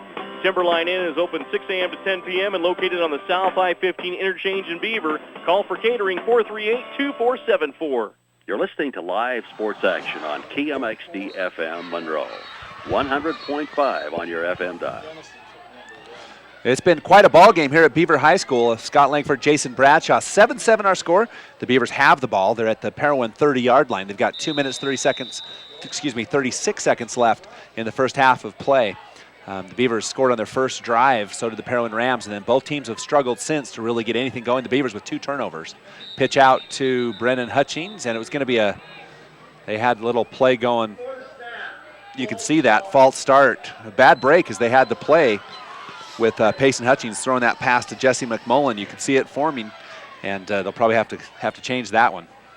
The play that many of the Beaver fans are aware of when they can see it taking place. It's just exciting to see Payson Fells come around and take his left hand and launch that ball to Jesse. So it'll be first down and 15, looks like 16, but that's okay. 5-yard penalty for the Beavers. 6th of the game. Handoff kept by Hutchins. Hutchins goes around the side. He's tackled this time from behind. Oh, and takes a shot in the head. That'll be a 15-yarder. A bad break for the Rams. That was just a foolish call as the Hutchins down takes one right to the chin. He was obviously headed down, Scott, for an end of the loss, and it's about already to turn down, into a positive yardage and probably a first down for the Beavers.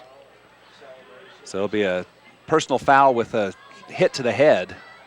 It was either a late hit or a hit to the head. Both qualify in this one. Won't be a first down, I don't believe. I believe it'll be first down and 1.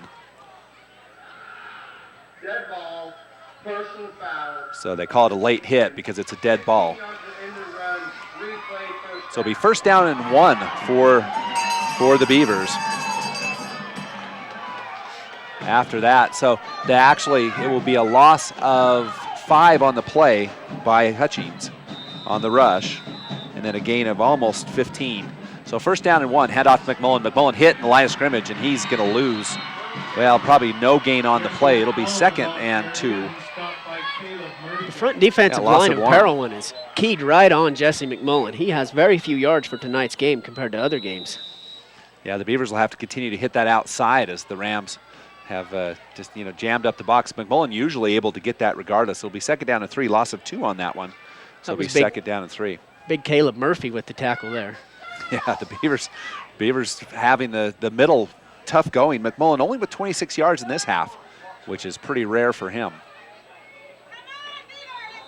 Beaver fans a little restless, and there'll be a timeout on the field. We'll take it as well and be back in 1 minute. It's 7-7 with 1:45 left in the half. The results are in. Beaver Valley Hospital is ranked number 1 in support of Beaver High School athletics. They also rank number 1 in providing first-rate health care at a reasonable cost and offer a full range of services, including emergency and inpatient support, home health, and even hospice.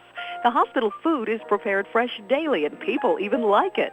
Beaver Valley Hospital also has an outstanding long-term care facility that helps take care of your loved ones who could use some compassionate assistance.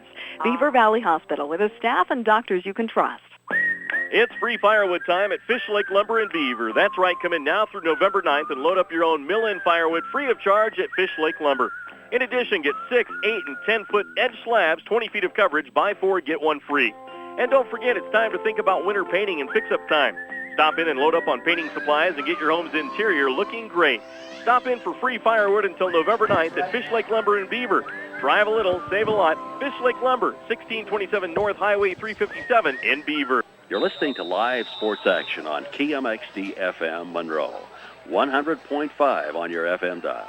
3rd down and 3. Hutchings back to pass, rolls to his left, has a receiver, Michael Roberts, and he's going to go ahead and out of bounds. It'll be a 1st down inside the red zone as the Beavers go from the 22 all the way down to, let's try to see, down to the 12, the 13, so 9-yard pass completion for Kason Hutchings. The Beavers have been setting up a pass play for several series now with continual runs up the middle. So it'll be 1st and 10. The ball's at the 13-yard line. Minute 26 left in the first half. Roberts in motion. Handoff, fakes up the middle. Hutchings keeps it. Fakes a pitch. Now he gets a pitch on the left side. Nice job by Hutchings, and it goes inside the 5-yard line, near the 5-yard line. That was nifty. That's a pass from, it ends up being a pass from Kason Hutchings. That's great patience by Michael and Kason, waiting for the defender players to commit to one or the other, and Kason able to read that, get the pitch off to Michael for the gain of the yards. And so Roberts gets another 7 yards on the pass completion. Under a minute left. Hand off to McMullen. McMullen breaks through. This time he's near the goal line. He's down. I believe he is 1st down yardage. It'll be 1st and goal for the Beavers. And the clock stopped at 48 while they set. And there will be a timeout called on the field. And I believe it'll be the Beavers who call it. Yeah, it's the Beavers' last, second time out of the half, so it'll be one more going.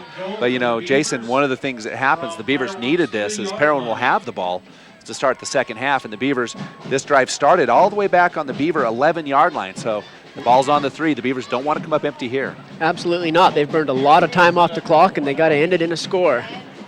So 48.8 seconds left in the half. It's a 1st and goal, ball at the 3. Now, this is where the Rams have been extremely stingy, is right at the goal line.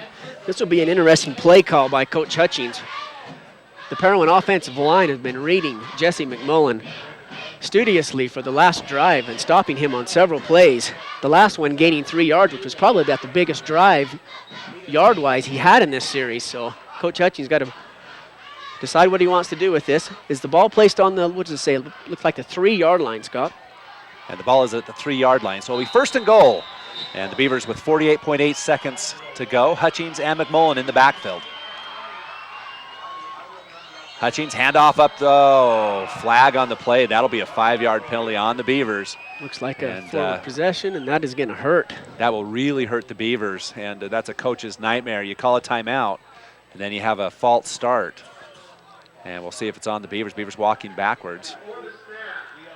False start on the Beavers. And so they'll put 48 back on the clock, and it was 48.8. Now it's going to be 48, so 0.8 lost. So the Beavers still 1st and goal, ball at the 8. Changes the complexity of the down a little bit. Hutchings under center. Back to pass to his right side, looking for receiver. Tries to find, fails. Hutchings goes in, dives in the end zone, and it is a touchdown, Kason Hutchings. He was able to get into the end zone, Scott, but he took a beating by number 23, Orlando Quezada, on that. Minute he crossed the end line, the end zone, he got thumped right into the shoulder pads. He certainly did on that right side, and Hutchings goes with the 8-yard run for the score. And it'll be Matthew Roberts on for the extra point. And it's going to be an offsides against the Rams, and we'll see what the call is to make sure. Oh, what do you do now, Coach Hutchings? It's now 1st and yard and a half. No, he calls the offense out. He's going to say, we're going for it, and he's going to go for 2. And changes the complexity a little bit. That's a yard and a half on the penalty by the Rams. And so this is a big down. The Parowan Rams with a really good kicker, and the Beavers have struggled a little bit since Keaton Fales' injury. So it'll be 1st and goal, the PAT the attempt will go from the 1.5-yard line. Hutchings will be under center. And Parowan loads the box yet again. Handoff up the middle. Hutchins keeps it. He's going to go around easily in for the two-point conversion. And Casey Hutchins 2-yard for the score. And it is now 15-7, favor of the Beavers at the 40.3-second mark. And that drive was big for the Beavers, Jason. That had to happen. Going into the half, scoring right at the end of the second quarter. On that play, the Parowan Rams were keying in on Jesse McMullen, and you would as the state all-time rusher. And again, Kaysen just put that ball in his gut and pulled it right back out and kept it and snuck right around the side to score. Well, Kaysen Hutchins with that, he had that 8-yard run for the TD, and then he adds another, we'll give him 2 yards on the rush. So that takes him already to 114 yards rushing in the game. So that's already a nice half for Hutchins. That's some impressive yardage by a quarterback. So 15-7 our score, 40.3 seconds. The Beavers will kick off to the Rams. And one of the things they don't want to give up at this point is a run back. So the special teams coaching, extremely important. So Eduardo Lopez will kick off for the Beavers. And the Beavers tacklers on the defensive line of this kickoff team. Lopez with a kick. It's a low kick, takes a bounce, and a high bounce about the 18-yard line, takes a good one. And it's going to be picked off by the Rams, number 3. And Harrison gets a nice run back all the way to the 35-yard line, and that's where Perrin will start with their 5th possession of the game. Brings the ball out for the Rams. So the Rams have 35.3 seconds left in the half. We've got the Southern Utah University halftime show coming up after this. Scott, with Murphy Brown being so tall, Parowan Rams short on time. Are they going to come into a passing formation? Yeah, okay. I can't imagine Parowan. Oh, no receivers out in pattern, but don't be fooled. Caleb Murphy back to pass. He's under heavy pressure. He's getting almost tackled. He's going to run out of bounds at about the 47-yard line, and about 10 seconds run off the clock, and it'll be a 12-yard gain for Caleb Murphy and a Parowan first down as he goes out of bounds. Clock stopped at 28.9 seconds. Murphy showing some speed on that, Caleb did. He did. Parowan sent 4 receivers out, and he still snuck around the side to gain that 11 yards. A little bit of containment as the coaches will be talking to the defensive ends about containment on that. So 28.9 seconds left. Parowan trying to even this game up. It's 15-7 right now. Beavers with an 8-point lead. Murphy back to pass. Murphy under heavy pressure. Once again has the end. Murphy with a pass is going to be caught by Walker, and it's complete down to the 38-yard line. So that'll be 3 and 12. No, it's going to be taken at the 37. So 16-yard completion from Murphy to Walker. And another Parowan first down. 15 seconds left. Murphy will spike the ball, and that'll stop the clock. Count as an incomplete pass for Caleb Murphy. Noticeably absent in the Beaver defense tonight is Travis Gilman. As I text Robbie and asked him where he was, he says he's with the FFA team in Kentucky. We hope that all things are going well with them, and he playing the down lineman for the as a starter on the defense is a critical employee, a critical player for that defense. Second down, 10 yards to go. There's 17 seconds left in the half. Caleb Murphy with the ball on the Beaver 37-yard line. Murphy under pressure. Murphy's pass complete, and another tackle break by Walker, and Walker continues to just run through Beaver tackles. The ball's down to the 11-yard line, and the first down. With 7.5 seconds left. This is not what the Beaver defense wanted to happen. Let the Parowan Rams move clear down the field in a matter of 30-plus seconds.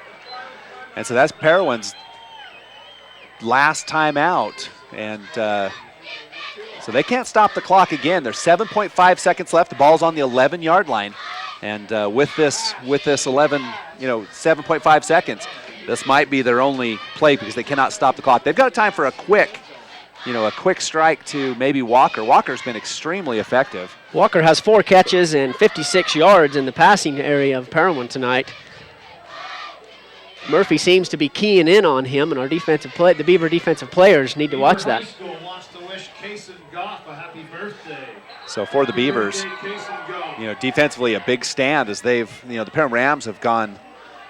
This play started at the 35, and they've in about 35 seconds they've gone 60 yards, and they're now in the Beaver red zone. And Murphy will stay. No, they're going to go for a field goal right now, so Quezada will line up. This will officially be a 28-yard field goal, as the Rams will try to make this a 15-10 game, barring a fake. Harris, the holder for the Rams. Quezada on for the field goal. Snap is down, the kick is up. It looks left, but it could have gone in. It is good, so a 26-yard field goal by Quezada. And a nice kick by Quezada. That's Orlando Quezada. And he is number 23 with a 28-yard field goal. So that makes the score at the 2.8 seconds of the first half of play. The score is 15 for the Beavers, 10 for the Rams. And the Rams will get to field the ball to start the second half, and that was an impressive drive by the Rams. They went the length of the field almost in under 30 seconds. They come out and wanted to score, wanted to go into the half on points gained because they knew they would get the ball back, and that's exactly what they did. They had to settle for a field goal instead of a touchdown, but that could be a critical factor in this game. So it looks like this will be the last kickoff of the first half of play. So someone touches the clock will run. And so I'm guessing 15-10 will be the halftime score. Right now, it'll be Quezada set to kick off with 2.8 seconds left. Quezada gets the approval, comes down, and it kicks off just a squib kick in the middle. And it'll be Bailey Bradshaw with the ball as he goes around, runs over a couple players, and he's going to return the ball about 12 yards, and that'll do it for the half. And the Beavers and the Rams playing a closely fought battle, 15-10, and it's been an exciting one. We'll be back with the Southern Utah Halftime Show in 3 minutes. Serving Beaver County residents and I-15 travelers, South Creek Shell in Beaver offers everything from a Burger King restaurant, gas and snacks, to fitting your vehicle with a brand new set of tires. South Creek Shell stocks a full line of dependable Michelin and Bridgestone tires with over 1,200 tires in stock. Whether you need a new set of tires, flat tire repair, pinpoint balancing, snacks, or gas, stop by the South Creek Shell at the South I-15 interchange in Beaver. South Creek Shell is a proud sponsor of Beaver High School athletics. We offer quick service on your loan request. We make our loan decisions right here at the bank. You don't have to wait for an answer from some out-of-town loan committee. It's one of the advantages of banking with hometown people. You're independent. So are we. Utah Independent Bank. Member FDIC. Hometown people. Hometown spirit.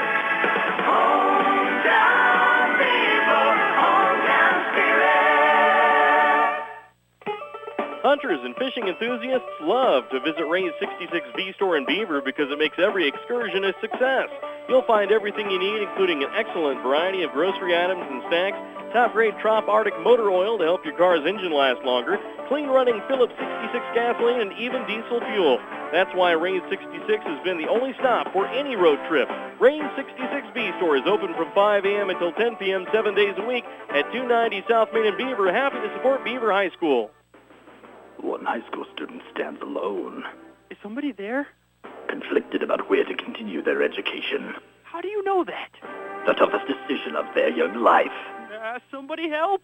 Have no fear, Snow College is here. With unique opportunities to students, including a fun atmosphere and quality education, Snow College is the source for all your needs, all for an affordable price. Oh, that sounds awesome. 125 years of excellence. Visit snow.edu. If you want to compete in life, you must be prepared.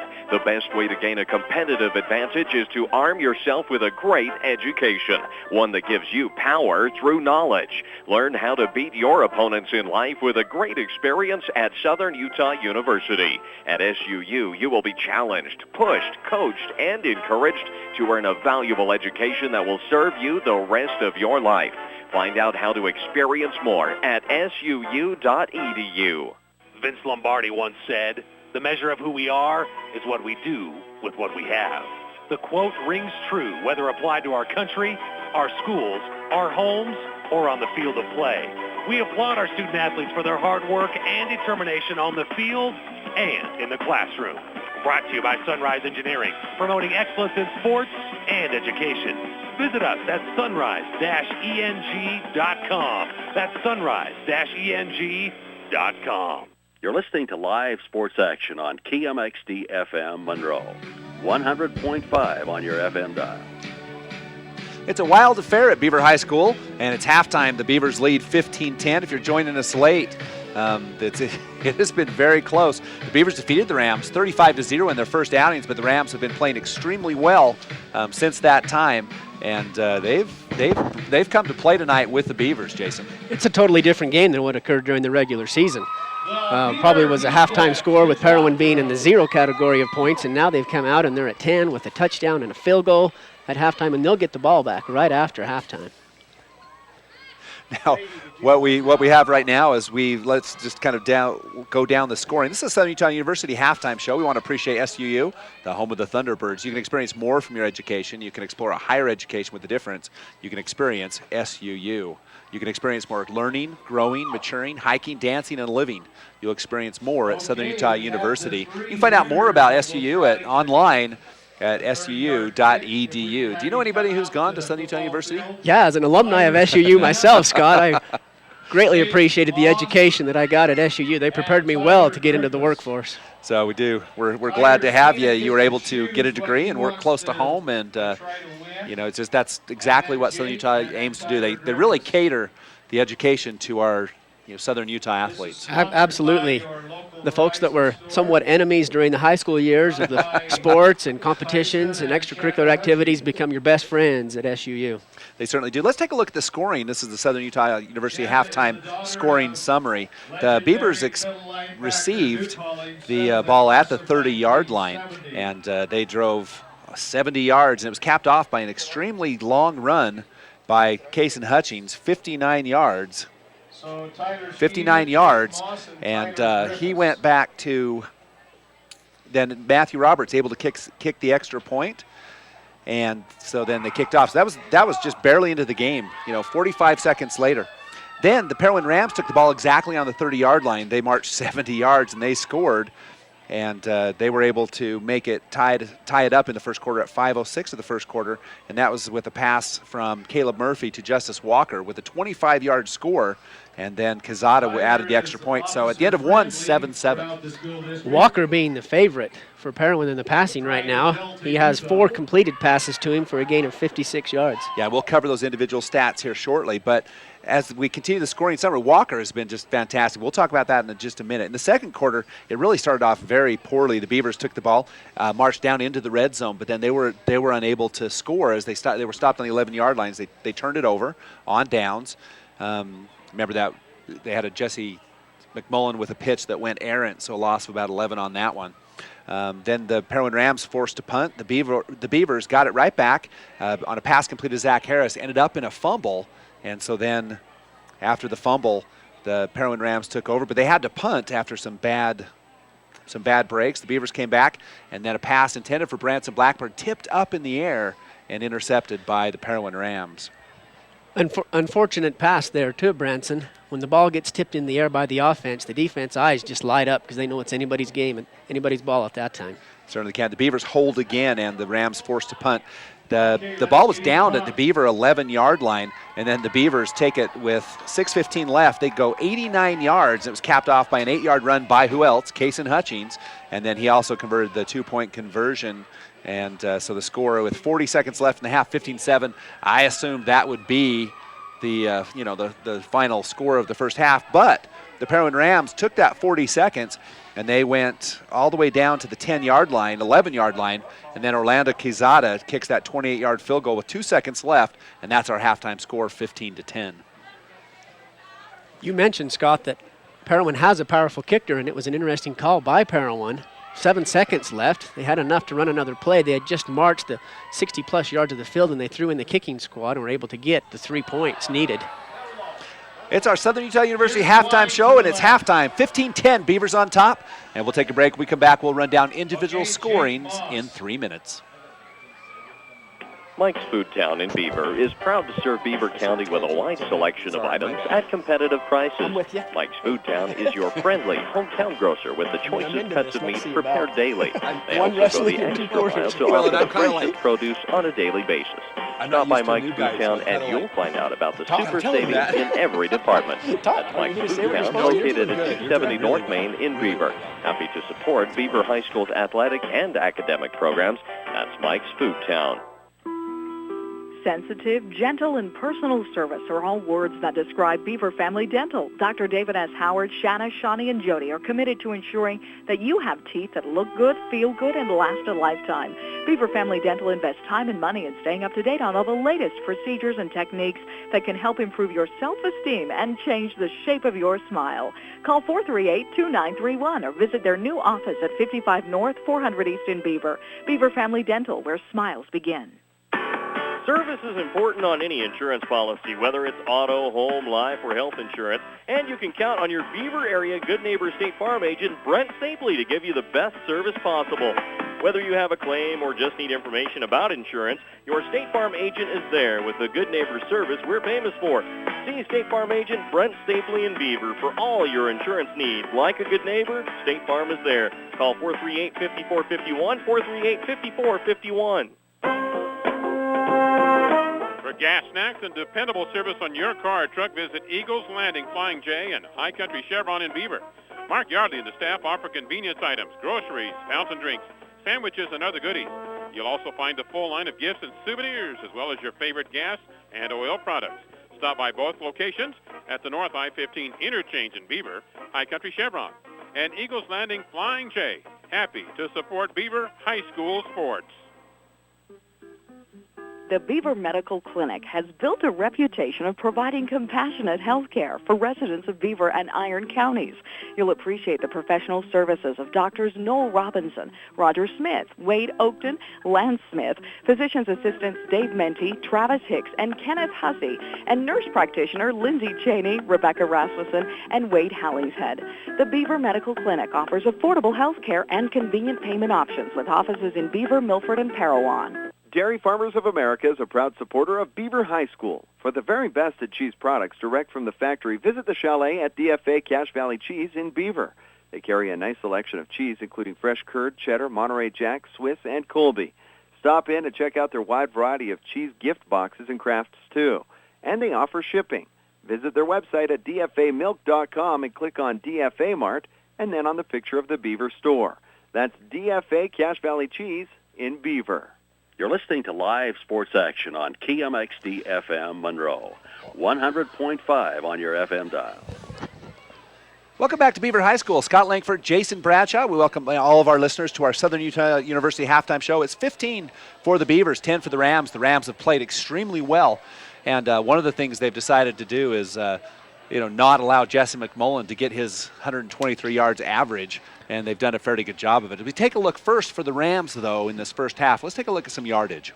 The yardage tonight is held by Walker, of course, 7 rushes for 29 yards. And let's talk about Walker for just a second. As not a great big kid, but he has been very difficult for the Beavers to bring down. Oh, he's been tearing up spots out there. He's able to move around to get away from plays that should have been called for a loss, make him into a gain.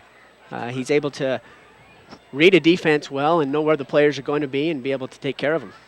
So other rushing leaders? Other rushing leaders are Topham with 5 carries, 36 yards. Noticeably absent right now, though, is Haldermeyer.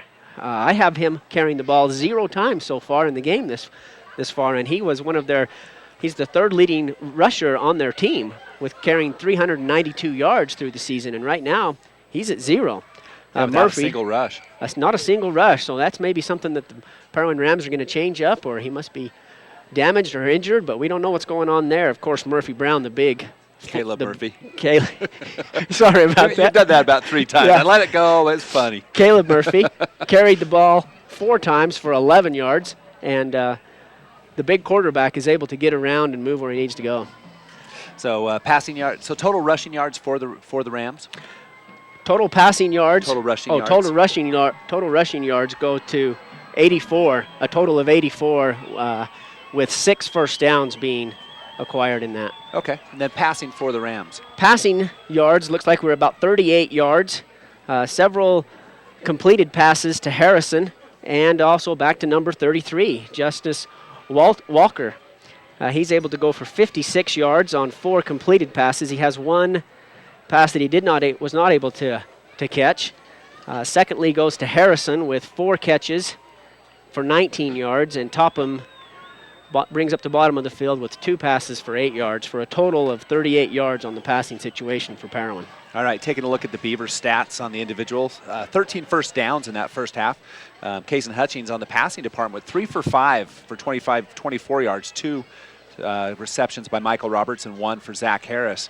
So 24 total yards for the Beavers. Now, in the rushing department, the Beavers with 186 yards rushing, and 114 of those go to Kaysen Hutchings. You know, we've mentioned before that Jesse McMullen, 26 yards on 12 carries. That's only 2 yards per carry, which is about 6 below his normal average, and a little low for him. And so Hutchings wisely pulls the ball on the option, and he has 114.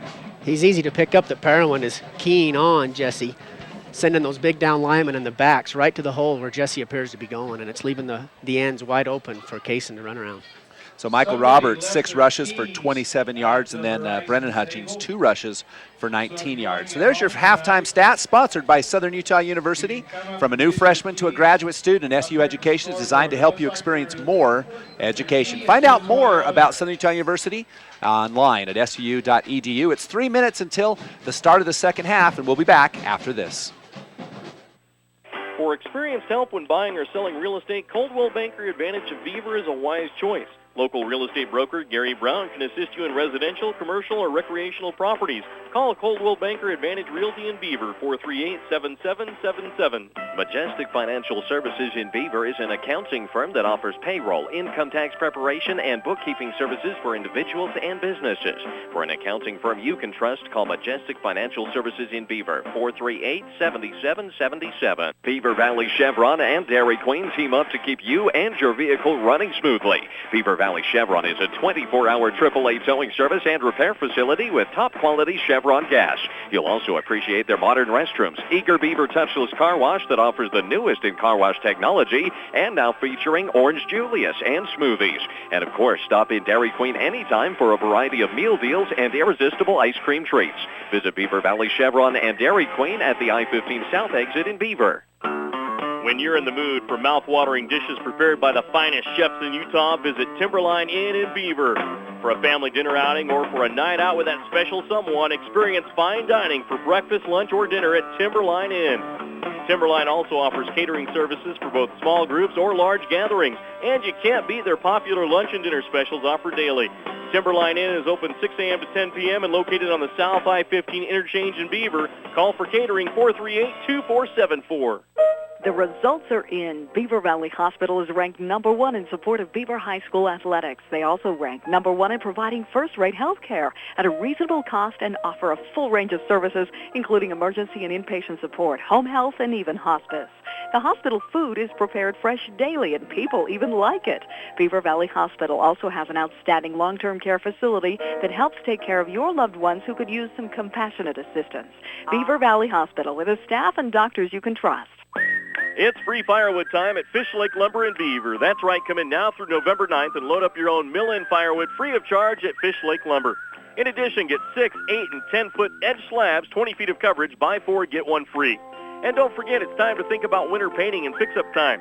Stop in and load up on painting supplies and get your home's interior looking great. Stop in for free firewood until November 9th at Fish Lake Lumber in Beaver.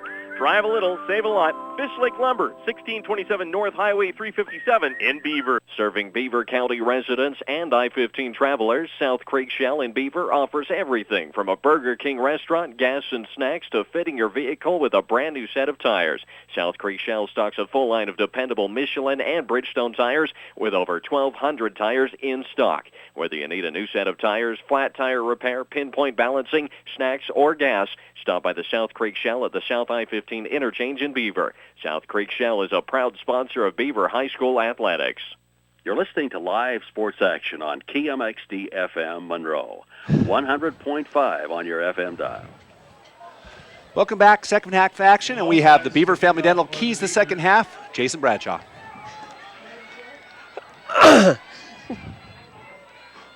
Pardon me? Keys the second half. Keys to the second half. Sorry, Scott. Couldn't hear you there for a second. Right now, for the second half for the Parowan Rams, they've got to spread their offense out a little bit to keep the Beaver defense excited. Hold on those keys. Got a kickoff. Can we tell? Ooh, almost a bad mistake by the Rams. It'll be Walker. And he takes a shot to the leg on that, and it looked like he was. Oh, it's good to see him up. That looked like a bad accident, but the ball will be at the 27-yard line. Okay, finish Keys, Dave. That's okay. Jason. That's a middle name. I'll go with that. Keys for Parowan is to probably reduce penalties. They're at 67 yards in penalties right now as compared with 3 being in the 15 category. They've got to reduce those personal fouls. Secondly, the passing has got to be more completed passes. So the ball started on the 28-yard line. First down and 10. Murphy hands off up the middle. There's Walker. This one's Topham. And Topham with a nice run. Again, breaking tackles, 5-yard gain. Just underway here, second half action, 15-10 our score. Beaver with an 8-point lead. Just a reminder, the Lady Beavers were able to defeat the Gunnison Bulldogs. They advance in the championship bracket. Hey, we'll give a big shout out to David Bradshaw. Hopefully he's listening to tonight's game. Listen to his boy call the game on the radio and remind him about ladder safety. Absolutely. Second down and 3 yards to go after the 7-yard gain by Topham. Walker in motion, and it's Murphy around the left side. Murphy with the option, and he's going to be taken down for a loss. That ball might be loose, and it's Beaver football, so a fumble as the Beavers take advantage of a fumble by the quarterback, Caleb Murphy. 26, Jesse McMullen with that fumble recovery. So Parowan's first turnover. Now Beavers had 2 in that first half, and now Parowan with 1. That's key. Murphy going around was going to be hit for a loss anyways, but was not able to hang on to the ball, and Jesse McMullen coming up with it. So now just a minute, not even a minute left, into this third quarter of play. It's 15-10. Beavers that 5-point lead. They have the ball on the Parowan 30-yard line, so great field position for the Beavers, and we'll see if they'll capitalize. Fail split to the left. Hutchings almost with the fumble. He's rubbing on the left side, has a wall of blockers, and nice job by Roberts. Another block by Fales. They're going to call a penalty on that one, and that one will come back a ways. Hutchings is going to get from the 30 all the way down to the... Up to 14. Let's see, 14-yard line. So he'll get 16 yards on the rush. Well, officially he won't. We'll see where the penalty is called. I believe it'll be close to a first down and 10 again, despite the penalty. Block in the back. So officially, Hutchings will get absolutely nothing on that rush. So that's a lot of work for it's nothing. A first down and a long 10. So loss of about a half yard on that one. So another Got one. some excited fans here locally with the call of that from the referee. Yeah, first penalty of the second half for the Beavers. It'll be first down and 11. Hutchings under center. Goes to his right. He has a receiver on the right side. Receiver makes an adjustment. Oh, and it's knocked away, and it was intended for number 10, Zach Harris, but good coverage by Parowan. 3 guys down there. That was a great play. The pass was underthrown just slightly. Harris tried to come back for it, but Parowan able to deflect it away. So it'll be an incompletion for Kaysen Fells. It'll be second down and 11. I think I said Kaysen Fells. Kaysen Hutchings. Payson Fells comes in the game, brings the play in. Second down, 11 yards to go. Minor at the end of the game will have a Southern Rock Engineering post-game show. Roberts in the slot to the left. And it's a handoff to Roberts in the inside. Roberts makes a nice play, trying to get loose, can't do so, and he'll go down. And who's there? Justice Walker. If I had a Parowan player of the game, it would be Justice Walker. He's great on tackles, he's great on rushes, and he's got some good passes. He is all over the field for Parowan Rams tonight. Yeah, another 1-yard loss for the Beavers. And Michael Roberts, very speedy for the Beavers. It'll be third down, 12 yards to go with 10 minutes left in this third quarter of play. Beavers ranked second in the state with holding on to a 5-point lead. They're facing a third down and 12, 10 minutes left in the third. Hutchings under center. Handoff up the middle, and Hutchings is going to go down. They're going to call a penalty.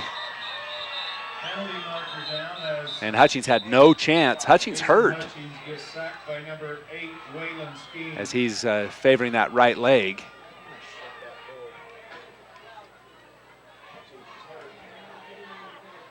Yeah, Hutchings limping off the field. Not good news for the Beavers. Hutchings a leading rusher in the game as he comes off.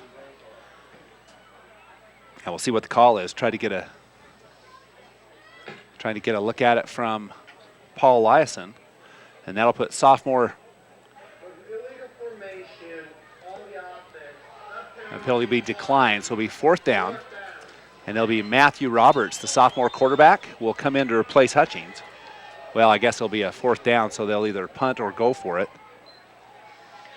And it looked kind of awkward. I saw Hutchings go down. It was kind of a strange, much like he went down in the game against South Summit, just kind of an awkward pull from the behind tackle. It is. It looks like, I can't tell if it's hurting his elbow. Looks like it hit hard to me as well, and he's sitting on the bench trying to get a analysis. Looks like an ankle, I would guess. Punt team is in, as the Beavers are facing a 4th down and 20. So it's a loss of 7 on the play for Hutchings. So Michael Roberts back to punt, does so, has a corner kick, doesn't go very far. It's going to land out of bounds at about the 25-yard line. And the punt only is going to go about 13 yards. So Parowan with good field position, and the Beavers unable to capitalize on that Parowan turnover. They were. The Parowan defense were able to stop an important series. It's going to be all the way out to the 27-yard line. 26, yep. So net gain on that whole series was 3 yards. And it is looks like a ankle tape job for Kason Hutchings with Paul Eliason. And so the Parowan Rams with 9:25 left have it 1st and 10. Handoff up the middle. And not a lot there. Nice tackle by number 8, Matthew Roberts. Number 8, Matthew Roberts with a big tackle. So loss of, I believe, 1 or 2 on the play. We'll see with the mark. Loss of 2. 9 minutes and counting. 15-10 Beavers with that 5-point lead. Topham taking the ball there for a loss of 2. Again, the winner of this game will face South Summit at Southern Utah University next week on the campus of Cedar City. Murphy will stay in the shotgun. 2nd down and a long 11. We'll call it 12. Hutchings getting his ankle wrapped. That's a right ankle. Murphy rolls to his left, cuts back against the grain, and he's taken down by Jesse McMullen at the 29-yard line. And it's a gain of about 3 on the play. Great job by the senior tackler. That had potential for many more yards gained. Jesse taking a low angle towards Murphy and able to take his feet right out from under him. Well, Murphy does a great job cutting back against the grain. He's done it a couple of times this game. 3rd down and about 7 yards to go. Murphy stays in that shotgun. Has a receiver to the right. Murphy passes on the left side. It's going to be, oh, what a beautiful catch by number 1, Jake Smith. And he just made a fingertip catch, and it's a 1st down for the Rams. Beautiful catch by Smith. So that'll be a 1st down for the Rams. They have the ball now at the 42-yard line. Good coverage by Michael Roberts, but Smith able to hold on by the fingertips. He had that ball right on the threads. Parowan stays in the no-huddle offense. 1st down and 10. Ball at their own 42-yard line. They're down 15-10. Murphy runs, pitches out to the side. He's got justice, and there'll be no call on the block in the back. It's not going to be much yardage, and it'll be a gain of a short 1 on the play. And the Beavers felt like they unfairly got called on a block in the back earlier. Make sure the officials understand that. They indeed did. So 2nd down and 9. The home team always feels like it's a block in the back. I couldn't tell. 2nd down, 9 yards to go. 7:06 left in the 3rd. Welcome all of our listeners. Murphy in the shotgun. Takes a snap and hands off up the middle to Topham. Topham's going to gain about 2 yards on the play. We'll call it 2. It'll be 3rd down and 7 to go. Matthew Roberts with the tackle for the Beavers. So 3rd down, probably closer to 6 yards. And so Parowan facing a big 3rd down conversion.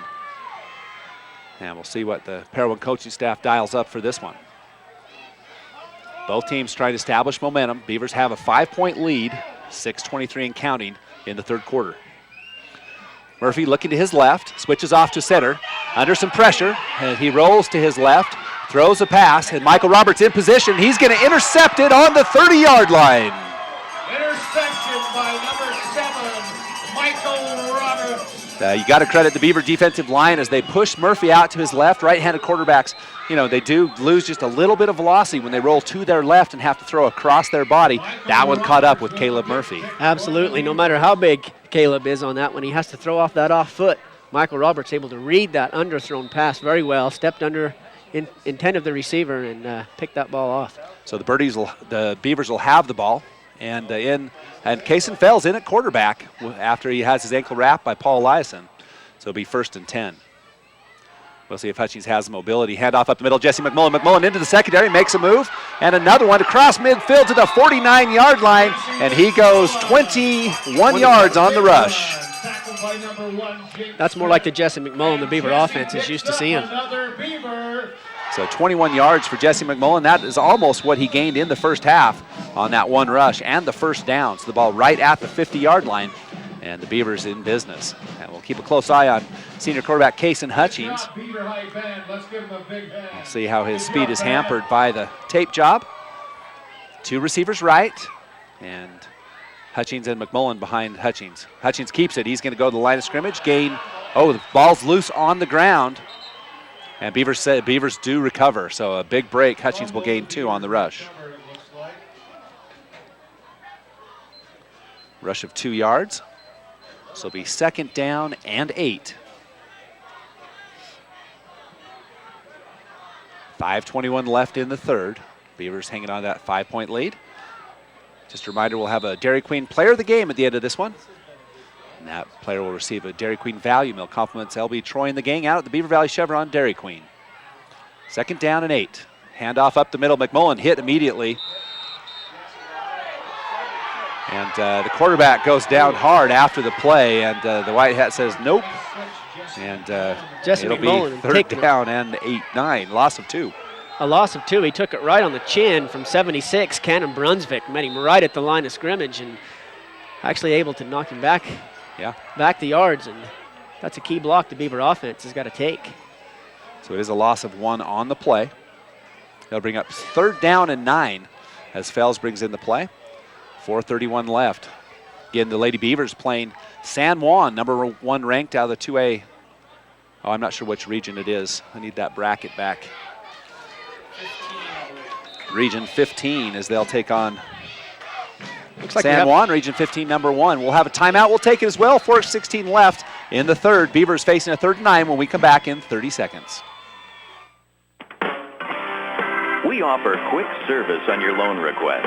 We make our loan decisions right here at the bank. You don't have to wait for an answer from some out-of-town loan committee. It's one of the advantages of banking with hometown people. You're independent. So are we. Utah Independent Bank. Member FDIC. Hometown people. Hometown spirit. Hometown people. Hometown spirit. You're listening to live sports action on KMXD FM Monroe. 100.5 on your FM dial. Welcome back. 3rd and 9 for the Beavers as they've got the ball on the Parowan 49-yard line. And Hutchings under center in motion. Brennan Hutchings, it's going to be a handoff to Fales. Fales back with the pass, has a receiver, McMullen, overthrown, incomplete, and looks good, but just a little bit stiff, and it'll be 4th down. That's the play we've seen several times throughout this season.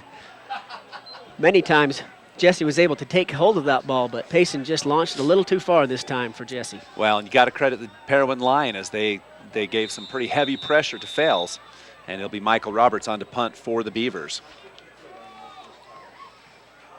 In front of him will be brother Matthew Roberts, sophomore and senior.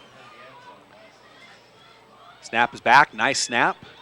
Kick is up with the right foot. It goes off the right side of the foot, kind of shanked on the right side, 30-yard line. Going to take a very fortunate Beaver bounce as that ball goes another 15 yards and going to be down at the 19-yard line. I think that ball bounced as far as it flew in the air. I think so too. 19-yard line with 4 minutes remaining in the So third 4 minutes left, and the ball on the 19. Parowan with a long field, and it's at the 4-minute mark exactly of the third quarter of play. Happy to bring you this game in many different ways. You can watch it on the Beaver Sports Network on the Des News site, local10.tv/Beaver. You can listen to it live on midutahradio.com if you click on the KMXD slogan sign. And you can also listen to it the traditional way on the radio. We're happy to bring you this game. 1st and 10 for the Rams. Murphy back to pass, has a receiver in the middle, and it's going to be complete to Walker. He had some good pressure, and Walker is going to pick up another, probably a horse collar call, and but it's complete for about 15 yards. And add another 15 on, I believe. You know, it's interesting because Harris was the one that had to hold the helmet, but he didn't actually, I mean, he caught him in the helmet but let go, and it didn't affect the runner at all. And so we'll see face mask. The ref didn't like the way it looked. Yeah, the coach, well, it could have been a horse collar, so it could have been a whole lot worse for the Beavers. Yes. But he calls a face mask, and he's showing him that was at the back of the helmet. And they gained 5 extra yards on that. 5-yard penalty. The Beavers with 45 yards now in penalties.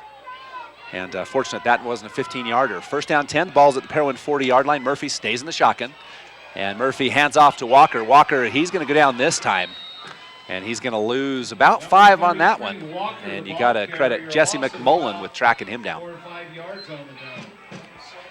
A great push by the Beaver defense on the right side. It was the wide side of the field, so a little anticipation there. Loss of 4, loss of 3, so 2nd down, 13 yards to go. Appreciate Walt Kirksig, DeWalt on the camera for the Beavers.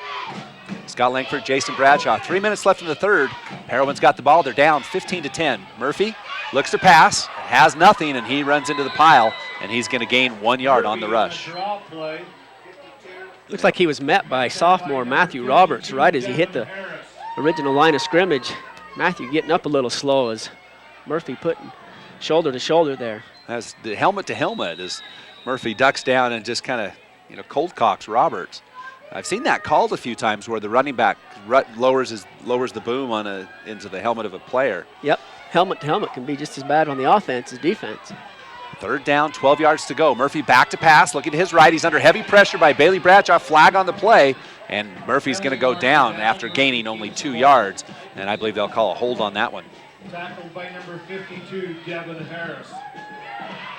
And the Beavers will refuse this penalty. They'll bring up 4th down and 10 and force Parowan into a punting position. Holding on the offense, declined.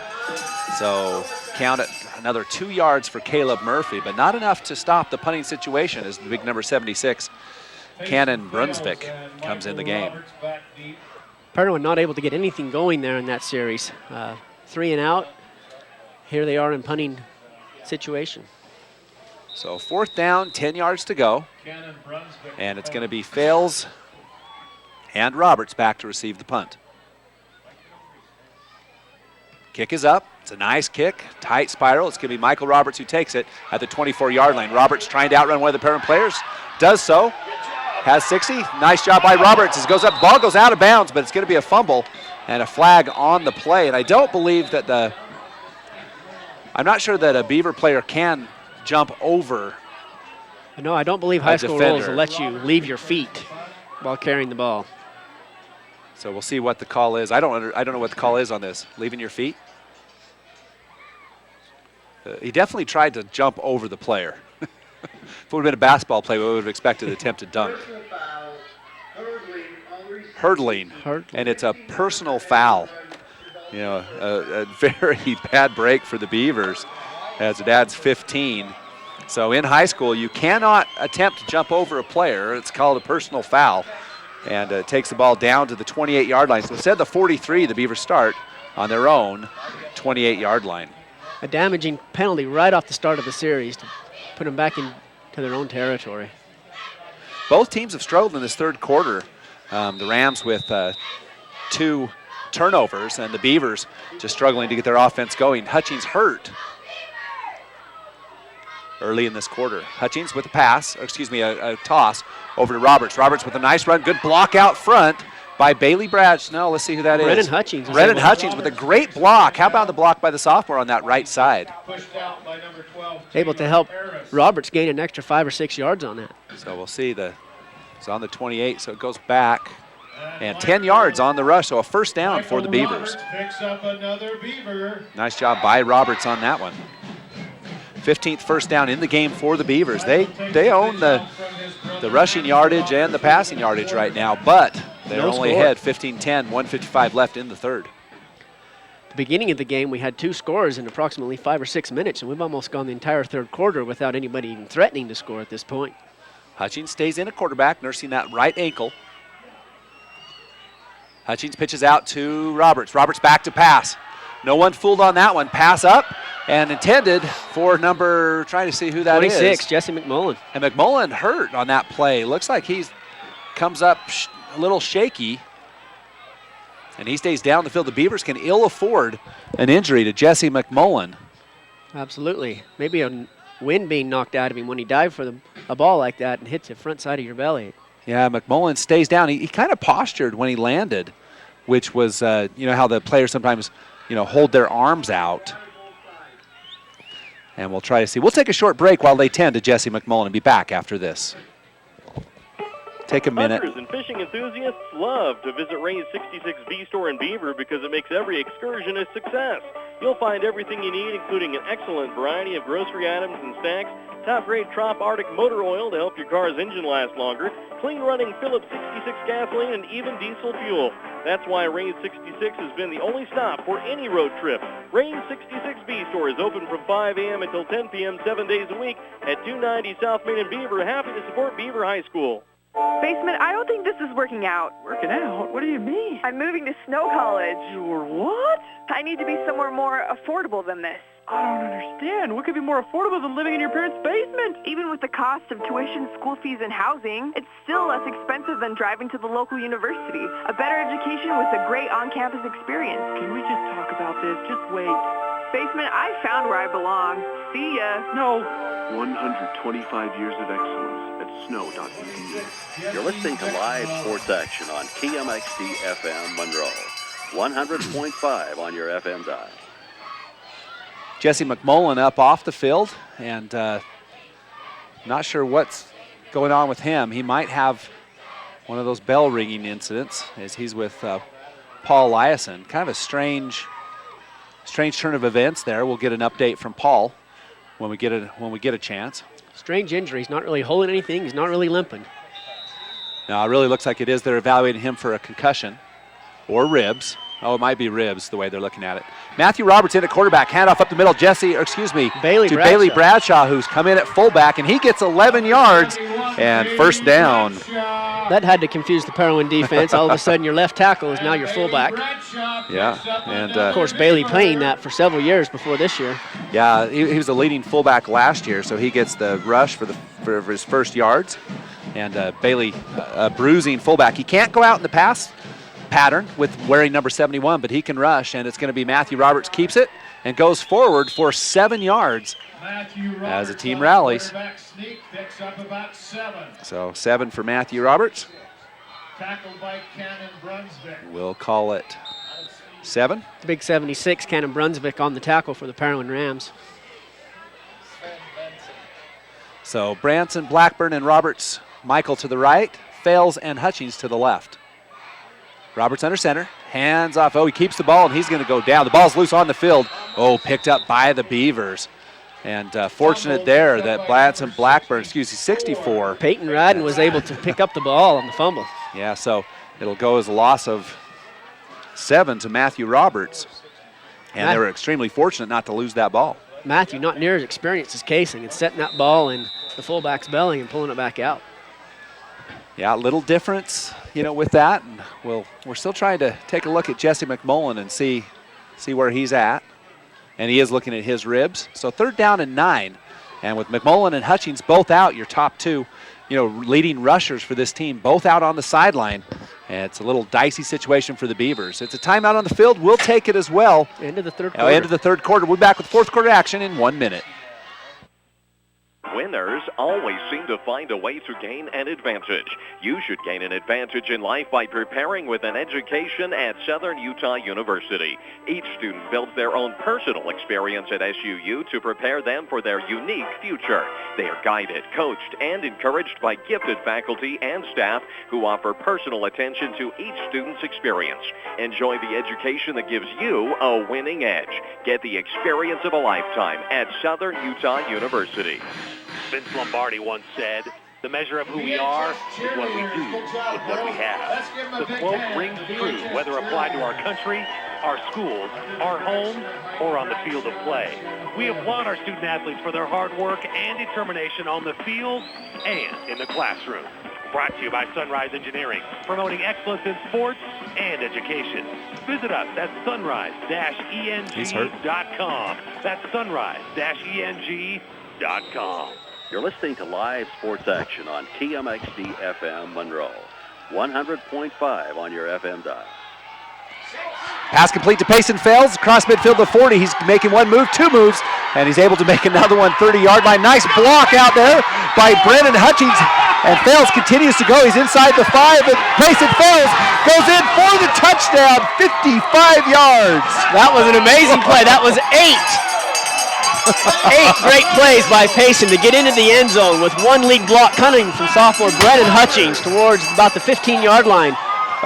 And Payson Fales, that's one of those ones you're going to want to watch on the highlight reel, as Fales looks like he had about 15 yards and then just kept juking backward, forward, and he's able to go 55 yards for the score. And the Beavers are going to have to find some new people on the extra point as Hutchings and McMullen both out. So welcome all you listeners at the 11:43 mark. Right now it's 21-10, Beavers on top, and it'll be Matthew Roberts to try to make it a 12-point advantage. No score in the third quarter, and took us 17 seconds to score. Kick is down and up, looks off left, but it is good, goes through the upright, and our score is now 22-10. That was a great play to come into the fourth quarter. You're going to have to watch that on on local10.tv/Beaver at the 11:43 mark. It's Matthew Roberts to Payson Fales, and Fales goes the 55 yards, making a play for the player of the game. Great play by Payson as he just continued to run through tackles, around tackles, and dove in the end zone for the score. I think if you'd added up all the yards he ran in that play, it'd probably be close to 60, 65 yards based on the forwards, the sidewards, and the backwards running. Yeah, started moving across about the 40-yard line, going straight to his left, and then cut back to the right and hit the right end zone. But a very exciting play. You don't get those too often. And so it's going to be a TD pass. Just goes to from show you Matthew Roberts. Play doesn't stop until the whistle blows. No, it doesn't. So that TD pass officially 55 yards for Matthew Roberts. He'll enjoy that on the stat sheet. Now to kick off for the Beavers is Matthew Roberts. And 33, that's going to be Justice Walker who has it. Breaks one tackle, but Zach Harris with strong hands able to stop that. Walker returns the kickoff for Parowan. So as we start fourth quarter action, it'll be Parowan starting on their own 31-yard line. Walker with a little over a 20-yard gain on that return. So we're taking a look at Jesse McMullen, and they're checking out the rib cage, chest area. He looks like he's hurting, and no real sign of him coming back in. The Beavers have to make some big substitutions on this one, having lost their top two rushers. So in the game, Brennan Hutchings playing the outside linebacker position. It's a screen pass, and there is Topham. Topham with some space, runs through one tackle, two tackles, and he's going to go down across the 45 to the 48-yard line. 17-yard reception by the Rams. Third pass play to Topham in the half. So the no-huddle offense continues for the Rams, and we'll try to get an update.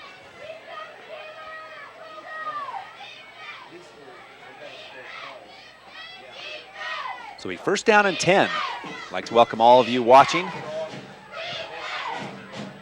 as well as those listening. 11 minutes left in the game. Beavers with a 12-point lead. Parowan with the ball. And it's a pitch out on the left side, and that's Walker. Walker goes up, spins once, and he runs into Brennan Hutchings. Nothing doing. It's going to be a loss of 3 yards. Great play by the substitute. Brennan Hutchings coming in, replacing Jesse McMullen on that. So he's 2nd down and 13. Walker, the ball carrier. He's stopped by number 12, Brennan Hutchings. As he spins around Michael Roberts. Hutchings right there. Looks like he got dinged up just a little bit. And Devin Harris comes out of the game. 67, Ben Toby, I believe, in the game. Or Gideon White, I'm not sure which. It's one of those two. Yes, it is. 2nd and 13. Murphy with heavy pressure, and it's going to be, the ball's going to be loose on the field. It's going to be a fumble, and you got to credit number 12, Brennan Hutchings, with the play. It is Beaver football. Oh, he flew in from the right side on the blitz. Murphy never seen him coming. Able to knock that ball loose before the ball could be thrown. Big hit on the quarterback. So Brennan Hutchings is able to knock that ball loose, cause the fumble, and the Beavers take over with 10:18 left. Great speed by the sophomore on the blitz. 1st and 10, the ball's at the 40-yard line. Matthew Roberts at the quarterback. Hand off to Bailey Bradshaw. Bradshaw runs through a tackle, 2 tackles, and the senior making the most of his option at fullback as he takes on 8 yards. I'll bet he's got a big smile on his face, moving back into the running back position. Bailey Bradshaw, great story. Leading fullback from last year, and Bradshaw sacrifices for the team. They're very, very small at line. And to tell you how small, last year Bailey would have been the smallest lineman. This year he's the largest. Absolutely. So I mean, he's really sacrificed for the team, and now in at fullback. And it's a handoff on the left side to Michael Roberts. Roberts being tracked down, makes one move, can't get loose. He stretches it out, but he's going to lose about 3 yards on the play. Great pressure by number 33 from Parowan. Walker in there to pursue Michael Roberts. So Roberts is going to lose 3. Skeen ultimately making the tackle. So bring up 3rd down and 7. Let's call it 6. It's probably a long 5, really. Yep. 9 minutes left in the football game. The Beavers have a 12-point lead. They have the ball on the Parowan 36-yard line, facing a 3rd down and 6. Split to the right as Payson fails. Roberts rolls to his right. He's got some heavy pressure as he tucks and runs, and he's going to try to get around the corner. Can't do it, but he's going to get near 1st down yardage, probably make it a 4 down territory. It'll be 4th down and 1 as he gains 6. Was able to stay inbounds. The clock is still going to continue to run with 8:36 on the clock. Matthew Roberts with a great rush. Great football. So it'll be 4th down and a long 1 as he gains 5 on that one. No punt team. No punt team at the 32-yard line. Figure it's not really much good. So we're going to go down a little further. Down to almost 8 minutes left in the football game. Beavers have that 12-point lead. In motion is Roberts. Handoff up the middle to Roberts. Keeps himself. Nice job. Makes a great fake. And he's going to go for 1st down yardage, and he's going to get 5 yards. He paid for those last 2 yards, though. He tried to slide between 2 Parowan defenders, and they let him know that they were there. Yeah, Roberts already with 11 yards on 4 carries. That includes a loss of 7 on a rush. That was a great fake. Roberts getting used to putting the ball into the fullback's mid-rib and pulling it back out. Yeah, we talked about Hutchings as, one of his, claims to fame is just he's so deceptive. That one looked exactly like it. So Roberts leading the team, the sophomore, coming in relief of Kason Hutchings, who's hurt. Also, Jesse McMullen looks like he's done for this game. And Roberts back to pass, rolling to his left, has good blocking. Pass complete to Michael Roberts for 10 yards, and it's going to be another 1st down for the Beavers. Roberts to his brother Michael Roberts. Set of brothers there playing catch out on the football field, makes for a Beaver 1st down into the red zone. So 18 1st downs for the Beavers, 11 yards. Matthew to Michael. So he's actually 2 for 2 on the passes, and throws that one to brother Michael Roberts. And the Beavers, as you mentioned, in the red zone at the 15-yard line at the 7-minute mark of the fourth quarter of play. Bailey Bradshaw behind him at fullback. Matthew hands off to Bailey. Bailey hit and stacked up. He's not going to gain much. Ball comes loose, but not until it was down. And the Parowan coaching staff on the field, and I can't believe they don't get a sideline warning. They did not like that call that Bailey was stopped in progression. It was easy to see. He was up, and ran back 4 yards, and then it came out. So a gain of 1 on the play for Bradshaw. So it'll be 2nd down and 9. The clock continues to run, 6:33, and the Beavers leading 22-10. The big story here is the top 2 rushers out of the game with injuries. That'll be 2nd down and 9 at the 14-yard line. Beavers take their time. 2 receivers to the right. That's Roberts and Fales. Roberts back to pass. He's got heavy pressure. Throws the pass intended for Fales. And Fales with a catch. He makes a circus catch and catches it at the 3-yard line. Beautiful reception from Matthew Roberts to Payson Fales. That part of the field is getting to be Payson Fales' most favorite spot. He was able to just bring that in by the threads of the ball before going out of bounds.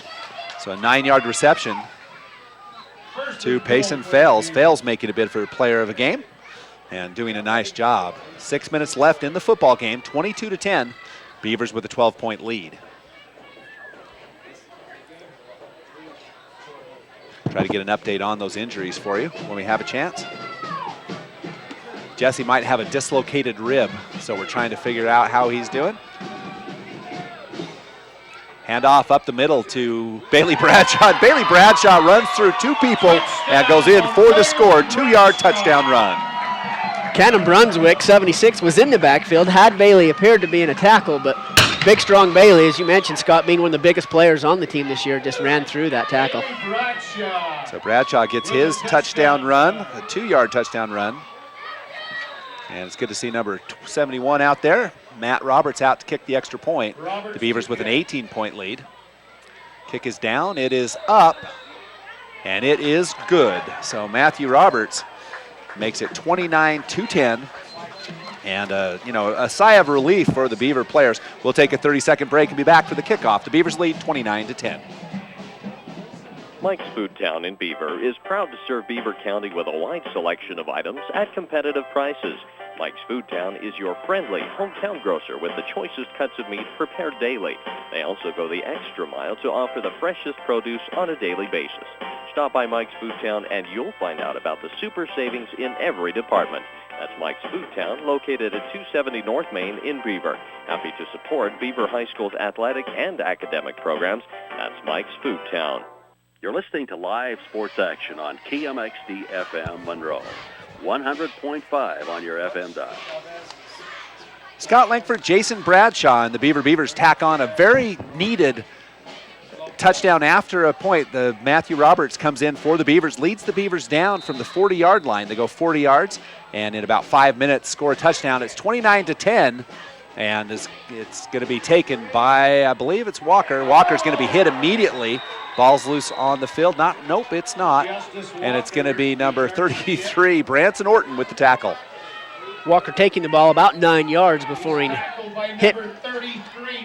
So the ball's right at the 20-yard line, where Parowan will start 1st down and 10. Parowan's going to have to score in bunches now, as they are down, 3 touchdowns. So they have to score 3 times in 5 minutes and 30 seconds. It'll be interesting to see the play calling from the Parowan coaches as to what's to happen in this situation. Well, this is a quarterfinal game. No reason to hold off. So it'll be Caleb Murphy staying the shotgun. Parowan taking their time. And Murphy in the shotgun. Murphy back to pass, look at his right, has Topham. Topham on the right side is going to get a couple of yards, not too much. And it'll be 2nd down after a gain of 2. Clock running, 5:17. Parowan stays in the no huddle. And hopefully we'll have an interview with Coach Hutchings after the game. 5:05 left. Beavers 29, Parowan 10. The winner plays South Summit next Saturday, I believe, at Southern Utah University. And pass out and away and no good as Bailey Bradshaw lost his feet. They've got a dime package in, lots of people back, and it'll be an incomplete pass for Caleb Murphy. Brennan Hutchins again on that blitz from the outside cornerback to have Caleb in a hurry-up situation, force a low pass.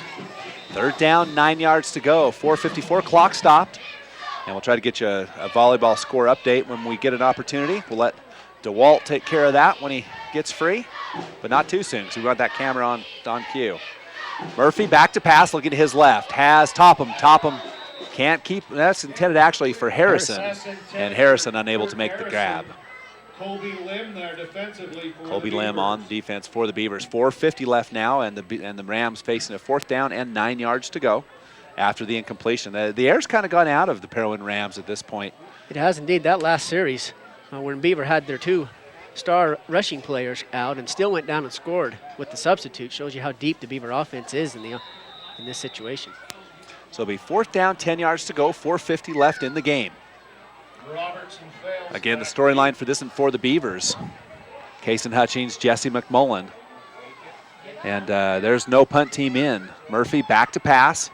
Looking down the middle, throws out the left side. There's Michael Roberts in, and he just knocks it down. Great play by Roberts, and it will go over on downs. And Michael Roberts gets up a little limpy. He does indeed. It's like he landed a little hard and got his hips hurting a little bit, but he was able to defend the ball down. Murphy throwing that ball up almost in a nonchalant, I hope someone gets it situation, and Roberts able to tap it down. Now the Beaver has it with 4 minutes and 44 seconds left. The ball's at the 20-yard line. And so they basically start in the red zone. Matthew Roberts stays at quarterback. Behind him, Bailey Bradshaw. On the right side, fails. Roberts back to pass, rolling to his right. Has pressure coming from the backside. Throws. Pass intended for Roberts. It is a touchdown pass. 20-yard touchdown strike. Matthew Roberts to Michael Roberts. That did not take long for the Beavers to strike again, to take the wind out of Parowan's sail again. Yeah, 20-yard TD pass as Matthew Roberts comes in, does a really nice job, as that's Michael Roberts' first TD catch of the day. Look like brothers playing catch out there on a Saturday afternoon. I think that one's been played out many times. The kick is up and good. 36-10 now our score with 4:37, and that took 7 seconds. 30-second break, and we'll come back with more 4th quarter action. Sensitive, gentle, and personal service are all words that describe Beaver Family Dental. Dr. David S. Howard, Shanna, Shawnee, and Jody are committed to ensuring that you have teeth that look good, feel good, and last a lifetime. Beaver Family Dental invests time and money in staying up to date on all the latest procedures and techniques that can help improve your self-esteem and change the shape of your smile. Call 438-2931 or visit their new office at 55 North, 400 East in Beaver. Beaver Family Dental, where smiles begin. You're listening to live sports action on KMXD FM Monroe, 100.5 on your FM dial. So the Beavers have some bad luck with injuries, but sophomore quarterback Matthew Roberts comes in, does a great job in relief, and the Beavers now lead by 26. This one might be in the bags. Kickoff by Lopez, a nice line drive kick, and it's going to take a Beaver bounce inside the 5, taking it to the 3-yard line. And it's going to be Topham. Topham is going to try to get back to the 20. He's not going to make it, as he'll be down at the 15-yard line. Jake Topham returns the ball. Good kick by Lopez. Tackled by So 15-yard line. Tate Black with the tackle, the senior. So it'll be 1st and 10, 4:30 left in the game. Just a reminder, Sunrock Engineering's postgame show's coming up after this one, and we'll also have players of the game. Hopefully an interview with Coach Steve Hutchings. With the injuries, I would actually guess that Coach Hutchings will not be doing a post-game interview. So we'll end quick. Let you switch over to the Lady Beaver volleyball match, which is going on. He's definitely going to want to attend to some of his star rushers there. Yeah, I would guess that after a week of physical therapy, Kason Hutchins might be okay, but the Beavers dealt a severe blow if Jesse McMullen can't go next week. 36-10, 26-point lead for the Beavers with 4.5 left in the game. Murphy will stay in the shotgun. Beavers struggled in the second half. The halftime score was 15-10, and the Beavers have run off 21 unanswered. Caleb Murphy back to pass, looking to his right. And the pass is incomplete. And it was covered by Colby Lim, intended for number 16. That's Brennan Rowley. It's the first time we've seen him receiving a pass tonight. Murphy's got 5 incomplete passes right now, Scott, with only 1 being completed out of a total of 6. So his passing average is going way down in the second half. Matthew Roberts out of the game at linebacker. He plays middle linebacker, or outside linebacker, excuse me. And I think we'll see the last of him on defense. And it'll be Braxton Wilson in the game. Pass complete. No good. Pass intended for number 12, Taylor Harris. And it'll be 3rd and 10. 12, Taylor Harris. You can smell the gunpowder from the cannon that goes off by Don the Dragon Evans. It went off so quick there back to back. It's lingering. It certainly is. 4:22 left in the game, 36-10. Handoff up the middle. Pass no good. It was trapped. It was intended for number 12, and good coverage by Michael Roberts. And that'll bring up 4th down and 10. And I think this time the Parowan Rams will bring out the punt team. It appears that way. 76, Cannon Brunswick is headed back into the punt position. Yeah, and Caleb Murphy comes off the field. I think this one's probably over, 36-10. 4:16 left in the game. So the Parowan Rams have a couple of mistakes. An interception and a fumble, 3 turnovers that have led to 21 unanswered Beaver points after playing almost a flawless first half. Absolutely, very different team we're seeing in the second half, especially in the fourth quarter. Kick is back, and the kick is up. It's going to be shanked off the left side. This is going to go out of bounds. I would guess this one, if I were to mark this, I would say it's at about the 38-yard line as I watch. And we'll see how close I am. And they're going to say the 42-yard line, so pretty close. And it'll be 1st down and 10 for the Beavers as they take over inside Ram territory. And I think you'll see, well, Matthew Roberts, the starting lineup, stays in the game. As I see Nate Griffiths, Devin Harris, and the rest of the line. So Matthew Roberts up at quarterback. I believe we got Landon Burke in there and Paxton Edwards. Hand off to Bailey Bradshaw. Bradshaw taking down at the knees. He'll get no yards on that one. The Parowan defense knows who the new enemy is now, and they've keyed in on Bailey Bradshaw. Jesse's not sitting out there. Yeah. Big 22, the quarterback, Murphy taking him down. So Bailey Bradshaw gets no gain on that one. There'll be 2nd down and 10 yards to go. Beavers will use all of the clock. 3:46 counting. We'll have a short Sunrise Engineering post-game show. And we'll take a look at some other scores. We've got some other scores for you from around 2A. We'll take a look at the volleyball team and a few more here as you watch. Handoff up the middle to Bailey Bradshaw, tackled by the ankles. That's about the only way you can tackle Bradshaw. He runs low. He gains. We'll give him 1 on the play. And that's a generous spot for us. It is a generous spot. So 1 yard on the play. He has 22 yards on 6 carries. So he's up almost down to 4. He had an 11-yard rush and an 8-yard rush, as the Parowan Rams didn't realize last year's starting fullback back in the game. Kate Black, the senior, in. Playing that left wide position. Kickoff out the left side to Roberts. Roberts runs around. What a great individual play out there by number 1, Jake Smith. And that was a dandy. Jake not only made the play, but he took care of the blocker, Brennan Hutchings, who was supposed to throw the block out, and he was able to make a solo tackle for a loss of 3 or 4 yards there. Yeah, great individual defensive play. Now, and you got to give some credit to Hutchings, who has been spot on that outside block. If I had a blocking player of the game, it would go to Brennan Hutchings. Oh, he's been key on several of those wideouts to Roberts. So Michael Roberts loses 6, so it's in for the punt. Kick is back, the punt is up, and it's going to be down. It's going to go into the end zone for a touchback, and Parowan will start on their own 20-yard line. 2:14 left in the game, and it's going to be an interesting week for the Beavers as they try to patch up this football team with Kason Hutchings with the right ankle and Jesse McMullen with ribs. I got confirmation from Paul Lyson that he's at Beaver Valley Physical Therapy. Appreciate him being on the sideline all year long. But it'll be Kason Hutchings and Jesse McMullen trying to get better for next week's game against South Summit. 2:14 left in the game, 36-10 our score. Big Court Snyder will be playing nose guard.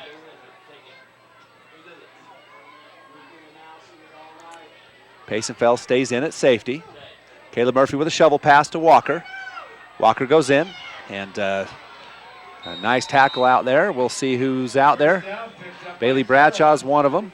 Colby Lim and Brennan Hutchings. Excuse me, that was 50 on the tackle. That's Jason Barrett. And nice tackle. That was a gain of 21 yards. 21 yards.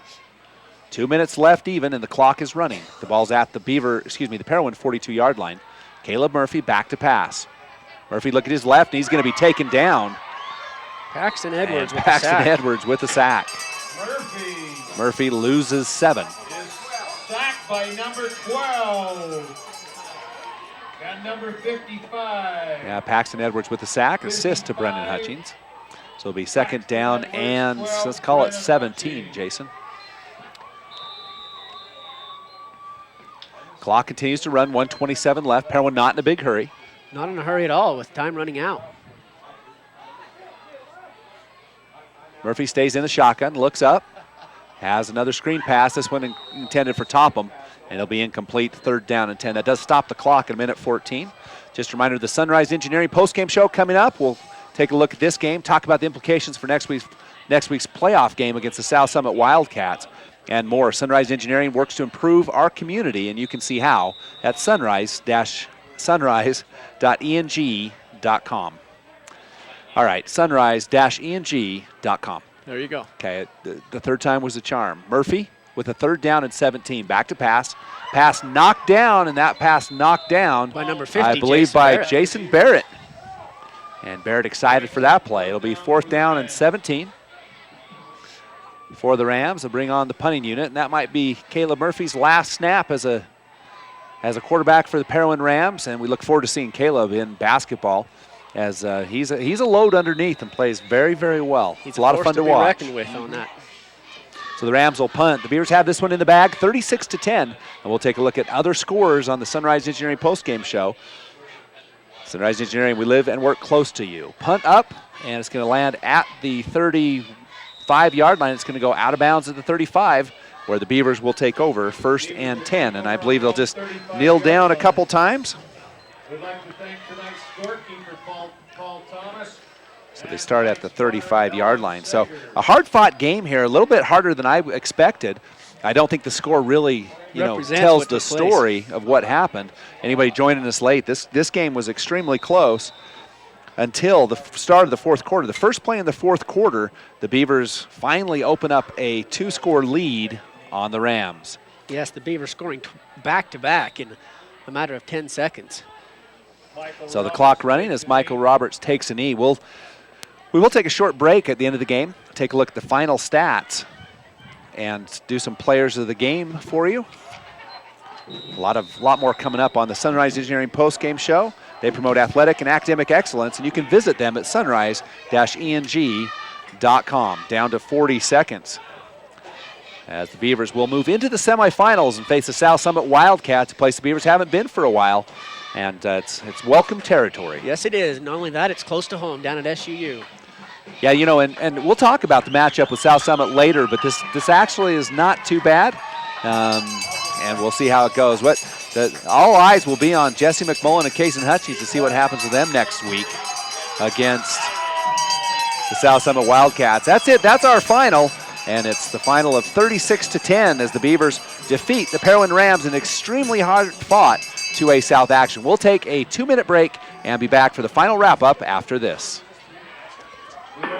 Service is important on any insurance policy, whether it's auto, home, life, or health insurance. And you can count on your Beaver area Good Neighbor State Farm agent, Brent Stapley, to give you the best service possible. Whether you have a claim or just need information about insurance, your State Farm agent is there with the Good Neighbor service we're famous for. See State Farm agent Brent Stapley in Beaver for all your insurance needs. Like a good neighbor, State Farm is there. Call 438-5451, 438-5451. For gas, snacks, and dependable service on your car or truck, visit Eagles Landing Flying J and High Country Chevron in Beaver. Mark Yardley and the staff offer convenience items, groceries, fountain drinks, sandwiches, and other goodies. You'll also find a full line of gifts and souvenirs, as well as your favorite gas and oil products. Stop by both locations at the North I-15 interchange in Beaver, High Country Chevron, and Eagles Landing Flying J. Happy to support Beaver High School sports. The Beaver Medical Clinic has built a reputation of providing compassionate health care for residents of Beaver and Iron counties. You'll appreciate the professional services of Doctors Noel Robinson, Roger Smith, Wade Oakton, Lance Smith, physician's assistants Dave Menti, Travis Hicks, and Kenneth Hussey, and nurse practitioner Lindsay Cheney, Rebecca Rasmussen, and Wade Hollingshead. The Beaver Medical Clinic offers affordable health care and convenient payment options with offices in Beaver, Milford, and Parowan. Dairy Farmers of America is a proud supporter of Beaver High School. For the very best at cheese products direct from the factory, visit the Chalet at DFA Cache Valley Cheese in Beaver. They carry a nice selection of cheese, including fresh curd, cheddar, Monterey Jack. Keep it there for a second, okay? Keep it there. Stop in and check out their wide variety of cheese gift boxes and crafts, too. And they offer shipping. Visit their website at dfamilk.com and click on DFA Mart, and then on the picture of the Beaver store. That's DFA Cache Valley Cheese in Beaver. For experienced help when buying or selling real estate, Coldwell Banker Advantage of Beaver is a wise choice. Local real estate broker Gary Brown can assist you in residential, commercial, or recreational properties. Call Coldwell Banker Advantage Realty in Beaver, 438-7777. Majestic Financial Services in Beaver is an accounting firm that offers payroll, income tax preparation, and bookkeeping services for individuals. Do you want me to send it back after this one? Accounting firm you can trust. Call Majestic Financial Services in Beaver, 438-7777. You're listening to live sports action on KMXD FM Monroe, 100.5 on your FM dial. I'm here with Coach Steve Hutchings of the Beaver Beavers, and Coach, first of all, that was a scrap of a football game. Yeah, that's a great game, and everybody should have enjoyed it except for me. I'll tell you what, some of the Beaver fans definitely had a lot to think about in that one as the Rams came to play and they had a great game plan. Yeah, I mean, I think I tip my hat to the coaches, Parowan and their players. They worked. They're a lot better than they were at the first of the year, and I told you that in the pregame. They're a lot better, and they are running the ball. They controlled the ball. They didn't make too many mistakes that I remember, and we made some mistakes in the first half, and that was the difference. Well, and you saw that the 3 first half turnovers, and then Parowan with 3 second half turnovers really turned the tide. Some key injuries tonight. I know you don't know much about them yet, but we wish those boys the best. Next week you face South Summit, and you'll have a week to prepare. And we'll have to take every minute of it to do that. But I think we're excited. When they beat us earlier in the year, we wanted another chance at them, and so we'll get that, and we'll see where we're at. Okay, Coach, good luck. I'll let you get to your team, and congratulations on a quarterfinal win. On to the semis. Okay, thank you. All right, we'll send it back to the studio for this 1-minute break. Beaver Valley Chevron and Dairy Queen team up to keep you and your vehicle running smoothly. Beaver Valley Chevron is a 24-hour AAA towing service and repair facility with top-quality Chevron gas. You'll also appreciate their modern restrooms, Eager Beaver Touchless Car Wash that offers the newest in car wash technology, and now featuring Orange Julius and smoothies. And, of course, stop in Dairy Queen anytime for a variety of meal deals and irresistible ice cream treats. Visit Beaver Valley Chevron and Dairy Queen at the I-15 South exit in Beaver. When you're in the mood for mouth-watering dishes prepared by the finest chefs in Utah, visit Timberline Inn in Beaver. For a family dinner outing or for a night out with that special someone, experience fine dining for breakfast, lunch, or dinner at Timberline Inn. Timberline also offers catering services for both small groups or large gatherings, and you can't beat their popular lunch and dinner specials offered daily. Timberline Inn is open 6 a.m. to 10 p.m. and located on the South I-15 interchange in Beaver. Call for catering 438-2474. You're listening to live sports action on KMXD FM Monroe, 100.5 on your FM dial. An out-of-breath Scott Langford, Jason Bradshaw, DeWalt on the camera. Hope you've enjoyed the broadcast on the Beaver Sports Network. And appreciate KMXD for broadcasting tonight's game. And this is the Sunrise Engineering post-game show. And Jason Bradshaw, tell us a little bit more about Sunrise Engineering. Sunrise Engineering has been serving clients in Utah for over 30 years. Sunrise is a -engineering.com is where you can find information at them. Again, that's sunrise-engineering.com. Sunrise Engineering is where we live and work close to you, and see their office locations at their website. They make things you do every day better, so please stop by and visit Sunrise Engineering.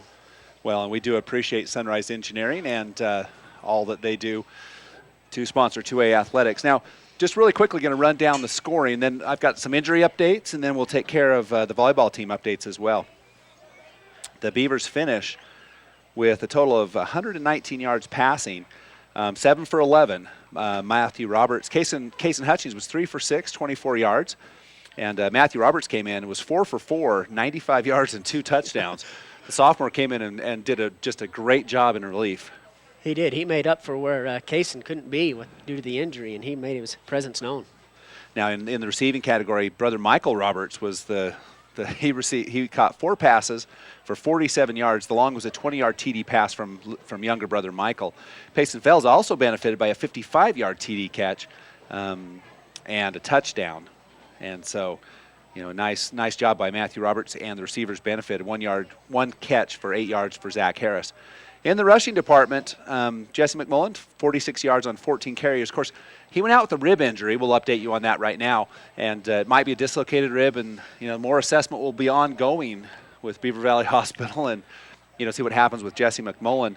He is a key player for the Beavers, and arguably one of the MVP candidates for 2A. And the Beavers can ill afford to lose Jesse. Yes, leading rusher in the state with that. This week will be nervous for many folks here locally. Likewise, playing at the quarterback position, Kason Hutchings had 109 yards on 11 rushes, all of that in the first half, as he was sidelined early on in that second half.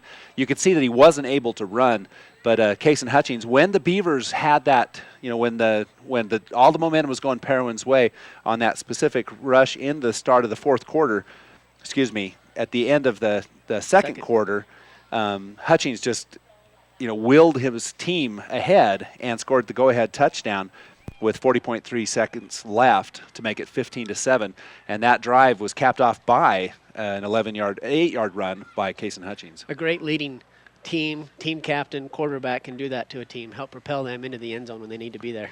Hutchings suffered an ankle injury and had to go out through the second half, and so that's what happened there. In the other rushing, we had Kason Hutchings with 109, led the Beavers. Michael Roberts, 10 rushes for 27 yards, but that doesn't really talk about how well he did, as he had rushes for 8, 8, and 10, but he had also 4 negative rushes. So as he got caught in the backfield. Brennan Hutchings had 19 runs on 2 carries. Matthew Roberts, 11 yards on 4 carries. And then Bailey Bradshaw comes in, the senior, from the line, moves back to fullback, 6 carries for 22 yards. That's a great way for a senior to end a playoff game, is to get moved from the offensive line to the fullback and make 22 yards. Yeah, so tonight we actually have 4 players of the game. There's no way that we could do 2 players of the game, so we're going to head and do 4. And the first player of the game is given to, it's from Mike's Foodtown. We'll do both Mike's Foodtown players of the game. And Mike's Foodtown, a longtime sponsor of Beaver High School athletics, and you can't imagine a better supporter than Mike's Foodtown. And the first player of the game goes to Payson Fells. Payson Fells. Now, he had a 55-yard TD catch that, arguably is one of the biggest highlights of the season, as he caught the ball at about the 45-yard line, just as an inside, short screen pass, broke about 11 tackles getting to the end zone. 11 tackles, running every direction on the field to get into the end zone. Now, the other Mike's Foodtown player of the game, defensive player of the game, goes to a player who, toils, in obscurity a lot of the times, both on the offensive and defensive line, but has been just a strong, steady contributor to this Beaver High School football team, and the reason that they're 9-1, now 10-1. We congratulate Devin Harris on receiving this for tonight's game. So Devin Harris, the senior O lineman and D lineman, will win a DiGiorno pizza. Appreciate Mike's Foodtown. That's great to see one of the boys in the trenches getting that honor tonight. I actually think he's the last one, as they've all been honored and they've all had, it's really been a standout season. Now, the Dairy Queen players of the game, offensive players of the game, we presented for a Dairy Queen Value Mill, and the first one goes to Kason Hutchings, who at a critical junction showed some senior leadership and on one drive was phenomenal. Was able to take the team, lead him down into the end zone. Even with the injury, he was still there supporting each other on the sidelines. You could see him coaching the new quarterback, Matthew Roberts, in to helping him propel the team into a 36-10 victory. Well, and then the Dairy Queen other ice water in your veins player of the game goes to Matthew Roberts. Absolutely, you would have to do that. The numbers are a little confusing on that when you see the numbers and the stats on Matthew, but when you look at the score and what he did for the team when quarterback Casey Hutchings was hurt, it's just what a backup quarterback does. And he came in and played exceptionally well, threw well. And in these two quarterbacks, you've got great passing, great running, and hard to overlook either one of those two for the player of the game. Yeah, it took Matthew one series, that first series he was in, to get warmed up, to know when to hand off, when to keep, when to pass, and who to throw to. But once he did, he was on a roll, and there was nothing stopping him. So the volleyball team lost the first set to San Juan. In case you're watching, they defeated the Lady Bulldogs of Gunnison earlier in the evening, and now they're down 1-0 up at UVU, and we wish the Lady Beavers well. I'd like to thank our sponsors once again, Mike's Food Town, Beaver Family Dental, home of Statman Dave, who's on assignment today, his own assignment, but on assignment nonetheless. State Farm Insurance, Brent Stapley, Eagles Landing, Beaver Medical Clinic, Dairy Farmers of America, Coldwell Banker, Gary Brown, the agent there. Beaver Valley Chevron, Timberline Inn, Beaver Valley Hospital, Fish Lake Lumber, South Creek Shell, Utah Independent Bank, Ray 66B Store, Southern Utah University, Snow College, and of course your postgame sponsor, Sunrise Engineering. And we do appreciate Sunrise Engineering. They share the Friday Nights Lights with us, and you can see more about them at sunrise-eng.com. Appreciate their sponsorship. So that's a wrap for this evening. Jason Bradshaw, appreciate you being here covering for Statman Dave. I appreciate the opportunity as well, Scott. It's been 9 months since I've been here, and it was fun to do it the second time. It certainly is, and we'll be hearing a lot more from Jason Bradshaw in the future in various sports. It's a final 36-10. Big thanks to DeWalt. That's Walt Kirksick on the camera and the computer tonight. Thanks for everyone back at the studio, and for all of our listeners and viewers, enjoy the evening.